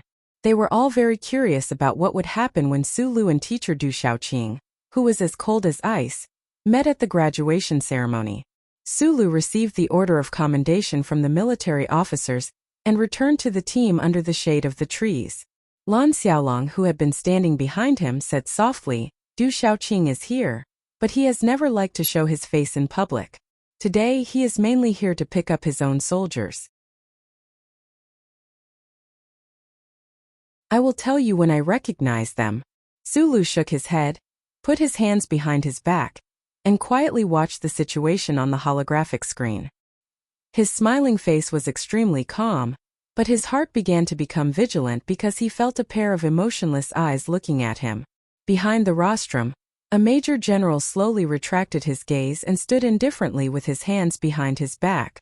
Stars shone on the shoulders of his well-ironed military uniform. This person wore a pair of black leather gloves and polished military boots. His posture was extremely tall and straight, and his standing posture did not deviate an inch. The details were impeccable. However, whether it was the stars on his shoulder or the reflection of his gloves and military boots, nothing could hide the brilliance of this person's body. This middle-aged general's eyebrows were like unsheathed swords, but they were slightly covered by the shadow of the standard military cap. His whole body exuded a sense of perseverance and calmness, not like an iceberg, but like a cedar tree on an iceberg. In this noisy drill ground there was a great sense of transcendence. Such a person was naturally Du Xiaoqing.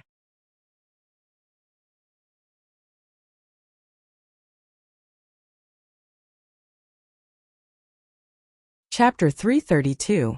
Du Xiaoqing, the youngest commander in the history of the Federation, the famous general of a generation who had infinite expectations placed on him by the military, stood meticulously in an inconspicuous corner of the rostrum, but he attracted the attention of most people. Since ancient times, All famous generals had fought bravely on the battlefield. Without mountains of bones, fireworks like death rays, and without actual battle achievements, who could be called a famous general? However, Du Shaoqing successfully overturned this rule. In the past 10 years, Du Shaoqing and his Iron 7 division had never set foot on the front lines of the West Woods. However, in countless military exercises, Du Shaoqing and his Iron 7 division had perfectly demonstrated their powerful combat ability and commanding wisdom, vividly displaying their unique and fierce characteristics. The strategic advisors of the federal military and the major military academies, on the other hand, highly praised his military command theories. They acknowledged that he was the first general in the military who could perfectly combine macro-strategic intentions with specific tactical deductions after the military god Li Bufu. Du Shaoqing, who had never failed in his military career, and whose art of commanding had been written into the teaching materials of the military academy, was certainly a famous general of a generation. Unfortunately, the biggest flaw of being a famous general was that he didn't have the opportunity to be stained with the blood of the people of the Imperium and the dust of the West Woods. This was definitely the biggest regret of Du Shaoqing's life, and also his goal. However, there was still a lot of time left for him. If the war between the Federation and the Imperium broke out again, the Iron 7 division would have to be on the front lines one day. But right now, he could only wear the hat of a military genius and wear the title of a famous general, stay in the capital ring a little lonely and angry, and participate in these meaningless military exercises and graduation ceremonies. The coldness emitted by the well-ironed military uniform and shiny military boots was probably a true portrayal of this commander's inner feeling. Glancing at Du Shaoqing from the corner of his eyes, Su Li's eyes quickly blinked. Such a peerless figure was like a tiger locked in a laboratory, unable to roar and run in the forest. After a long period of depression, it was likely that he would become even more dangerous. At this time, Lan Xiaolong also saw Du Shaoqing on the stage. The veins on his forehead bulged and then disappeared. He said in a cold tone, "Do you know why this military genius is not willing to be promoted to the 3 military regions and not willing to go to the Ministry of National Defense? That's because he wants to lead the Iron 7th Division to the Westwoods, or even to the Empire. He wants to be a commander and lead the Iron 7th Division to the Westwoods, or even to the Empire. He wants to make a name for himself. Otherwise, everyone will flatter him and say that he's a famous general. The best place for the general to return to should be on a burning warship." Su Lu looked at the major general on the stage, who was like a cedar tree, and thought for a while. He then slowly said a Federation proverb. "It's not strange that he has this kind of stubbornness. That's because the god of war was fought by our division's commander. When this commander Du first joined the army, every step he took seemed to be following the steps of his old commander. He copied his old commander completely." Lan Xiaolong said coldly and mockingly. "In fact, a lot of people have already seen that Du Shaoqing wants to be the second god of war of the Federation. A soldier who didn't want to be a general wasn't a good soldier, and a general who didn't want to be a god of war probably wouldn't have a bright future." Su Lu had heard too much about the achievements of the Iron 7 Division in the past few days. He knew that Du Shaoqing was a person with amazing talent and a strong will. If he hadn't been suppressed by the big shot of the Zhong family in the Westwoods, he probably would have already made outstanding military achievements. It wouldn't be impossible for him to catch up with the old man in Philadelphia. Lan Xiaolong was silent for a while, and then suddenly said with a hint of sadness, "I was in the 17th Division when I joined the army. Back then, when the commander sealed up the marshal's uniform, the 17th Division accepted the military order to become a regular ground force and was transferred to the Hongdu Garrison District. The designation was changed to 8384. Before the designation was changed, the Federation held a joint military exercise. In fact, it was just to send off the 17th Division. During the exercise, all the brother units gave us face. At that time, our division was filled with sadness, so we didn't do much. Only the Iron 7 Division of the 3rd Military Region looked like they had taken an aphrodisiac when they saw our division. Their faces were dark, and they chased after us like ghosts." What happened in the end? It was the first time that Su Lu knew about this. He turned around and asked in surprise. "Our division lost." Lan Xiaolong lowered his head slightly and said in a heavy tone, The 17th Division has always been the first division of the Federation. It was an undefeated division that was personally created by the old man. Even in the territory of the Empire, it had never tasted defeat, let alone a mere military exercise. But, in the last military exercise before the designation was changed, we lost. We lost to the Iron 7 Division of the 3rd Military Region. At that time, Du Xiaoqing wasn't the commander of the Iron 7 Division. He was the military officer in charge of tactical deduction in his division. Lan Xiaolong raised his head and stared at Du Xiaoqing and the officers of the Iron 7 Division in the distance with disgust. He said coldly, in order to build up his reputation, he took advantage of the fact that our division's morale was still unstable to beat us at the 17th Division's farewell ceremony. After we were transferred to the Garrison Division, there was no way for us to win back. This Commander Du is really shameless to the extreme. Sulu was silent for a long time. The competition between the various divisions in the military had always been extremely cruel. If that military exercise was said to be a farewell ceremony for the 17th Division and a ceremony for the retirement of Army Godly Pifu, then Du Xiaoqing and his Iron 7 Division actually won. On one hand, it showed the combat ability of the Iron 7 Division. On the other hand, it also showed how terrifyingly strong this Commander Du's desire for victory was. To be able to personally defeat the 17th Division that was trained by Army Godly Pifu was probably the thing that Du Xiaoqing looked forward to the most. Although our division is a bit weak right now, no one will forget when this matter is mentioned. Lan Xiaolong looked coldly at the Major General on the stage and said, "One day, we will get back this face and avenge our teacher." At this time, Sulu finally understood why Lan Xiaolong always showed a very targeted disgust towards the Iron 7 Division and Commander Du Xiaoqing. He was not like the other Federation officers who were respectful and distant, but also couldn't hide their admiration. The Iron 7 Division defeated the 17th Division, but I don't know if this commander can catch up to that old man in Philadelphia. He thought as he narrowed his eyes and looked at Du Xiaoqing's tall and straight figure on the stage.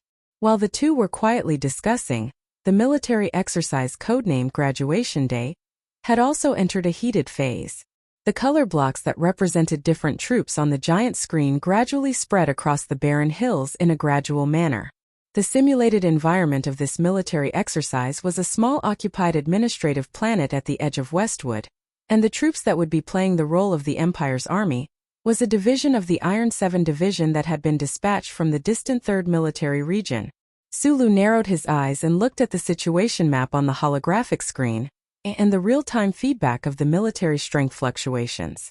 Naturally, he thought of the officers that he had spent a few months with. Today, these officers were randomly assigned to form a battlefield command headquarters and led their own troops to carry out the established tasks of the military exercise. They were originally outstanding military talents, and they had also received comprehensive training. Whether it was commanding or tactical courage when leading the attack, there was no problem. However, when he thought that their opponent was the Iron 7 Division, Sulu was a little worried. After all, he was also one of the instructors, and he really hoped that they could produce a good result. However, the situation of the military exercise did not develop as he had hoped. Sulu was not a professional officer, and he had not received any relevant education. However, judging from the data fed back from the light beam and the frosty faces of the generals of the Federation, he knew that the troops led by the graduates were not in an advantageous situation right now. The image of the mountain captured by the precision satellite appeared on the holographic screen after the data was restored. Sulu narrowed his eyes and looked at the soldiers wearing dark-colored digital camouflage uniforms on the holographic screen. He was deeply shocked by the cold aura that the other party exuded. The soldiers hidden in the fortifications in the mountains, whether it was the mobile battalion piloting the M5 mechas or the low-altitude attack troops hidden in the forest, whether it was the deployment and transfer of troops or the attacks, all of them were exceptionally accurate. The army of thousands appeared on the holographic screen like a single person, accurately and perfectly executing every order. Was this the strength of the Iron 7 Division? What shocked Sulu the most was that this iron-blooded army was like a single person, but its brain was not in the command center at this time. Instead, It was like a bystander looking at the holographic screen indifferently, and did not issue any orders. He subconsciously looked at the rostrum. The generals on the rostrum were silent and cold.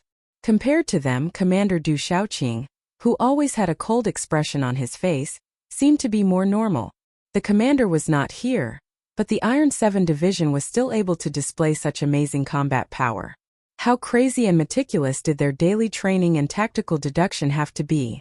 At this time, Sulu noticed that an officer walked up to the rostrum. He walked behind Du Shaoqing and whispered a few words. Du Shaoqing nodded slightly with a cold expression. The lieutenant colonel smiled slightly, took out a pair of sunglasses, and handed it over respectfully. Seeing Du Shaoqing put on the sunglasses under the sun, it added a sense of coldness. Sulu frowned deeply. Could that lieutenant colonel be Du Shaoqing's bodyguard? Sulu knew that the bodyguard of the Minister of Defense was just a colonel, and Du Shaoqing was just a division commander. How dare he use a lieutenant colonel as his bodyguard? Too arrogant. He narrowed his eyes slightly and muttered to himself. However, he knew that the federal military felt guilty towards Du Shaoqing and the Iron 7 Division because of Commander Zhong's outburst in the Westwoods and forced the Iron 7 Division to obtain military merits. Naturally, they would not pay attention to these details. On the rostrum, Du Shaoqing slowly took off his gloves and put them in his left hand. His right hand touched the lower beam of his sunglasses. The curves on his face seemed to have been carved by a knife. He still stood straight, displaying the bearing and demeanor of a professional soldier. I've been pretending to be cool in the training base for more than 2 months. I thought that I had grasped the essence of it, but after seeing it today, I realized that my level is still far from it. Looking at Du Shaoqing, the role model of a professional military officer, Sulu couldn't help but feel endless emotions. However, for some reason he felt a sense of discomfort, but he didn't know where this feeling came from. Right at this moment, a burst of rapid discussion came from the rostrum. On the screen, the two sides of the military exercise had already come into contact on the Eastern Front. The battle was about to start. The color blocks that represented the military strength began to disintegrate and collapse, especially at the hilly terrain on the side. Both sides placed their special mecha battalions there. The heavy alloy mechas crushed the green and yellow forest, fiercely clashing together. The battle was extremely intense.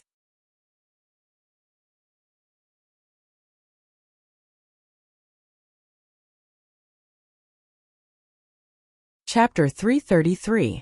Sulu looked at Du Shaoqing and thought about how the other person seemed to have a natural cold and majestic aura as a professional military officer, compared to the awkwardness he felt when he drew mountains instead of hills. He couldn't help but sigh softly. Although his voice was low, it still fell into the ears of the members of Team 7 next to him. From the beginning of the military exercise, the members of Team 7 had been standing in a scattered manner. When they heard Su Li's sigh, including Major Lan Xiaolong, everyone's spirits were lifted. They nodded like they were pounding garlic. They thought to themselves, who couldn't tell that you were faking it when you were pretending to be cool in class? But the teacher on the stage wasn't pretending to be cool, he was really cool. If the military officers and students who were currently braving the rain of bullets in the mountains and commanding the troops in battle heard Su Li's sigh, they would definitely have the same opinion. After the military exercise finished, the two sides began to make contact with each other in the predetermined terrain. The situation became extremely intense. The high-ranking military officers and their attendants on the rostrum followed the path on the stage and walked underground. There was a large empty room underground. The mechanics of the Federation's General Assembly Base installed and repaired 37 large light screens and related electronic equipment yesterday. They temporarily acted as the headquarters for the graduation military exercise. A faint light fell into the space of the headquarters. The images on the light screen constantly changed. The Federal Central Computer was directly connected through the network. Using its supercomputing power, it presented all the details of the military exercise in real time for the military officers who were watching the exercise. Looking at the fierce contact battle between the two sides on the light screen, the military officers and officers in the headquarters discussed animatedly. The staff officer of the 1st Military Region, who was in charge of the military exercise, was busy in front of his workbench. The underground space was filled with a serious and tense atmosphere. Su Lu, who was standing inconspicuously in the corner, narrowed his eyes as he observed all of this. However, a very strange thought appeared in his mind. The high-speed electric current and data flow in the terminal workbench in front of him was that old man's clone. However, what he saw now was only electronic equipment, and there was no trace of the old man in the tuxedo. When he was young, Su Lu had always wanted to participate in the mechanic officer examination of the Ministry of National Defense. For this, he had specially studied some tactical teaching materials of the federal military. However, he was not a professional soldier after all. Looking at the professional terms and terms that kept flashing on the 37 light screens, as well as the numerical curves that kept decreasing and increasing, he could not understand at all what stage the military exercise had progressed to. Lan Xiaolong glanced at his side profile and saw his awkwardness. He lowered his voice and explained a few words. Only then did Su Lu roughly understand the current development of the military exercise. The Iron 7th Division, which was playing the role of the Empire's army, had gained the upper hand in the military exercise. They forcibly seized a high ground in the area 192, 220-345 and occupied a considerable advantage. During this process, although the military officers deduced the opponent's tactical intentions in advance, they couldn't stop the advance of the Iron 7th Division.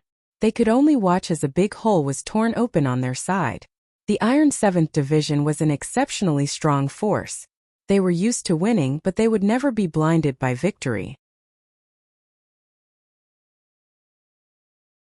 Instead, they would develop absolute confidence and courage.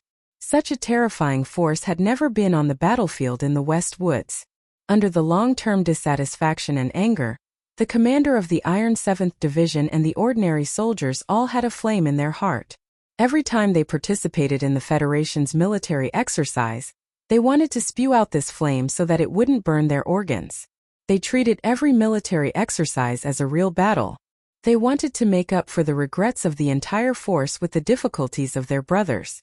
They wanted to prove to the Federation that they were the strongest division in the Federation. They didn't deserve to be placed in the peaceful and lonely S3 galaxy. They should go to the Westwoods and even go on an expedition to the Empire. In countless military exercises, the Iron 7th Division had always won an overwhelming victory in the end. It had to be said that this had something to do with the overall fighting spirit of this division. During the military exercise, the Iron 7 Division's attacks were exceptionally fierce, causing people's hearts to turn cold. They had defeated countless of their brothers' troops, and had also established an unquestionable prestige and respect for this division and Du Shaoqing. What was even more frightening and respectable was that the Iron 7th Division didn't only know how to be fierce and inflexible. This Iron Blood Division had strict tactical discipline, sharp command, and strong practical experience. Every regiment and battalion seemed to have their own thoughts. Under the premise of a big goal and strict military orders, they could also show an extremely flexible and adaptable ability. This ability could even be demonstrated in a class segment. Every component and segment of the Iron 7th Division was as cold as ice. They were like machines that didn't know fatigue and fear, but they were also very agile. Under the control of Division Du Shaoqing, they were like living steel monsters, giving people a feeling that they were unstoppable. Su Lu looked at the hologram worriedly as he listened to Lan Xiaolong's detailed explanation. He was very worried about the students in the mountain. Although the Iron 7th Division today was playing the role of the Empire's army, and logically speaking, the Military Exercise Command Center wouldn't let them win an overwhelming victory. Moreover, Du Shaoqing wasn't personally commanding, but looking at the current situation, he felt that something was wrong. Everyone in the Military Exercise Command Center probably had the same feeling. Although these professional officers had long been used to the invincibility of the Iron 7th Division in the military exercise, the other side today was an outstanding officer specially trained by the Federation to prepare for a fierce war with the Empire. In the end, it still ended up like this. The highest-ranking lieutenant general in the room, Deputy Commander Yi, had a gloomy expression. The generals and senior officers behind him also stopped talking and were silent. Occasionally, someone thought of something and subconsciously turned to look. Du Shaoqing was sitting in a chair in the corner of the command center, drinking a cup of coffee. He didn't take off his sunglasses, and his chin was slightly lowered. It seemed that he didn't care about the outcome of this military exercise at all. This was probably the temperament and confidence of an ever-victorious general. After a simple lunch at noon, the Military Exercise Command Center began to busy themselves with work again. But at this time, Lieutenant General Yi's expression was much better than it was in the morning, and the atmosphere in the command center gradually relaxed. The reason for this change was that the situation of the military exercise shown on the 37 circular holograms was developing in a direction that comforted the federal military. In the face of the Iron 7 Division's ferocious and cold offensive, although the joint column under the command of the military officers was in an extremely difficult situation, after paying an extremely heavy price, they finally stopped the enemy in the area of the Lonely Mountain Range. Lonely Mountain was the code name of the military exercise simulation sandtable on the graduation day. In fact, it was an area of mountains and valleys 70 kilometers behind the base. Both sides of the military exercise had to achieve their respective tactical objectives, so this area was of utmost importance. According to Su Li's understanding, the Military Exercise Command Center named this area Lonely Mountain because in the border area of the Westwoods, on a planet that was first occupied by the Imperial Expeditionary Force, there was a lonely mountain. The military officers were divided into several small groups to command the joint column of the military exercise side. After all, they were the best all-around talents in the Federation. After being caught off guard by the ferocious offensive of the Iron 7th Division in the beginning, they gradually calmed down and fully displayed their excellent commanding skills. However, the cooperation between the various groups was still a bit stiff and rusty. Any small detail on the battlefield could affect the final outcome of a battle. The reason why the joint forces were able to hold off Iron 7 Division at Lonely Ridge was because the Special Mecha Battalion of the joint forces had taken the risk of cutting in from a 30-degree angle. The Special Mecha Battalion, which had 8 MX mechas, had successfully evaded the electronic surveillance and destroyed the reserve armored force camp that Iron 7 Division had purposely left there in one fell swoop. The heavy black silhouettes of the alloy mechas were like silent giants. With agility that did not match their bodies, they quickly advanced on the rugged mountain path, splitting up and launching surprise attacks. The generals in the Military Exercise Command Center watched the screen and couldn't help but gasp in amazement. This was the first time the Federation's new MX mecha had displayed its true power in a large-scale battle. It completely overturned everyone's previous impression of mecha being cumbersome and powerful, and achieved very clear results. The Black MX mecha leading the charge of the Special Mecha Battalion's tactical movements were extremely precise and fierce. Su Lu narrowed his eyes as he watched the mecha's movements. He immediately determined that the pilot inside was definitely Hua Xiaoxi. He had taught them for more than 2 months and was so familiar with the mecha movements of these officers that he could replay them in his mind. Naturally, he could tell who the pilot was through certain movement habits and details. Hua Xiaoxi was the joint first in the mecha assessment, so he naturally had to assume the role of the main attacker of the mecha battalion. 8 MX mecha meant that 8 officers were not in the command center of their respective units. Instead, they were charging on the front lines of the battlefield. He had watched for a long time before discovering that Zhou Yu was not among these 8 MX mecha. After thinking about it for a while, he understood. Although Zhou Yu was very good at mecha piloting at the same time, he was also the number 1 in the tactical deduction test. He was only slightly worse than A Yuan. For this military exercise, he must have stayed in the command center of the joint column to be in charge of commanding the entire column. Thinking about how Zhou Yu was currently commanding the joint column to block the cold and terrifying attack of the Iron 7th Division at Silent Hill, and then thinking about how the MX mecha that was incomparably close to him would definitely shine brightly in this military exercise, Su Lu was like a rock. He couldn't help but feel a sliver of pride. Unfortunately, he would not be able to learn the ability to command troops from this military exercise. Every profession has its own specialization, Su Lu thought to himself somewhat self-deprecatingly. If he had been the commander on the battlefield, any one of these officer cadets whom he had scolded for so long would have been able to annihilate the troops he was leading. This was the difference between them. Thinking of this, he suddenly thought of that teacher who had not personally commanded today. Glancing over from the corner of his eye, He saw Du Xiaoqing sitting solemnly in his chair, his expression as cold as ice. But for some reason, Sulu felt that there was an invisible curve at the corner of the other's lips. Expressing some sort of disdain and contempt, the graduation drill used a real simulated battlefield, using a 17% ratio. The relevant battle scale, firepower calculation, and time were all calculated according to this ratio, representing 1/6 of the real battlefield environment. When it was close to evening, the graduation drill officially ended. A total of 5 tactical objectives had been set for this military exercise. Under the brilliant display of the MX mecha and the precise and calm command of the officer cadets, the combined column had made a strong counterattack in the latter half of the drill. In the end, they had completed 2 of the objectives with the help of the attack group at the last moment. And the Iron 7th Division, which had gone into battle in a conventional manner, was as strong as ever.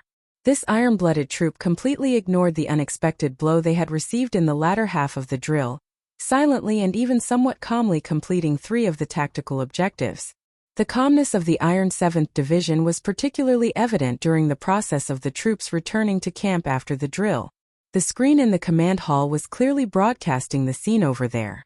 From the senior officers of the Iron 7th Division to the most basic gunner, the expressions on their faces were calm, cold, and proud. This kind of pride seemed to be forever on their faces. This kind of calmness seemed to be something they would never forget. A troop that was used to winning was indeed very frightening, just like their teacher. The people in the military exercise command center were already quite satisfied with this result, and traces of a smile appeared on Lieutenant General Yi's face. The federal military had long been used to the victories of the Iron 7th Division. Today, the combined column under the command of the officer cadets had not lost too badly. Although the defensive line would definitely have collapsed if they had held on for a standard day, this was still the most evenly matched military exercise in many years. These officers that the Federation had focused on grooming did not lose face for the military. After the military exercise ended, the various participating troops left the base one by one. Sulu looked at the military transport ships that covered the sky and couldn't help but feel a little puzzled. It was said that the Federation was lacking in crystal resources, but for the sake of a military exercise, they were able to transport thousands of people from S2. It seemed that in order to prepare for war with the Empire, the Federation really was willing to pay any price. Immediately after, he turned his head and looked at the officers lined up in front of him. He narrowed his eyes and smiled slightly. At this time, the instructors were all standing on the other side.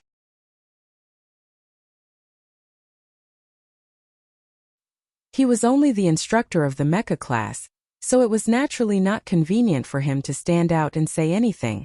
However, his mood was revealed through his expression. Although he was young, these officers in front of him were still considered his students. This was probably a sense of achievement that came from being a teacher. The officers did not try to hide the smiles on their faces. Although they were all proud people, they had enough reason to be proud of the fact that they were able to fight so well against the Iron 7th Division after forming a team at the last minute and commanding troops they were not familiar with. Zhou Yu and Hua Xiaoxi were the focal figures among the officers because in this military exercise, Zhou Yu had been responsible for the overall tactical deduction, while Hua Xiaoxi had been responsible for the most dangerous ambush. The two of them had contributed the most. Hua Xiaoxi's eyebrows were raised in unspeakable joy. Zhou Yu, on the other hand, maintained his gentlemanly appearance, smiling in response. Right at this time, the slightly chaotic ranks suddenly quietened down, because the general in charge of inspecting and summarizing had already walked over.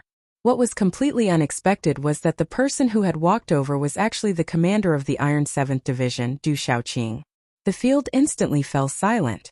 The officers straightened their chests, the emotions in their eyes burning. If they could be praised by Du Xiaoqing, it would be an irresistible honor for any officer. The monotonous sound of footsteps rang out. Du Xiaoqing, wearing sunglasses, walked over with a cold expression. 3 officers from the Iron 7th Division followed behind him. When he reached the right side, the 3 officers stopped in their tracks. Du Xiaoqing did not stop. His shiny military boots stepped slowly on the ground, as if landing on the hearts of the officers. He walked from the left to the right of the formation, then stopped.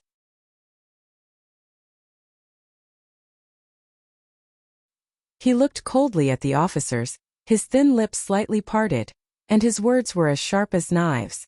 Known as the most outstanding officer in the Federation, after 8 months of training, all you end up with is a bunch of trash. You're tuning in to the Li Mei's Wuxia Whispers YouTube channel. We're so grateful for your support, and don't forget to subscribe to join us on this incredible journey through captivating stories. Your generosity through donations truly makes a world of difference, as it's the primary source of revenue that allows me to expand and enhance this channel for you. Thank you from the bottom of my heart for being a part of this adventure.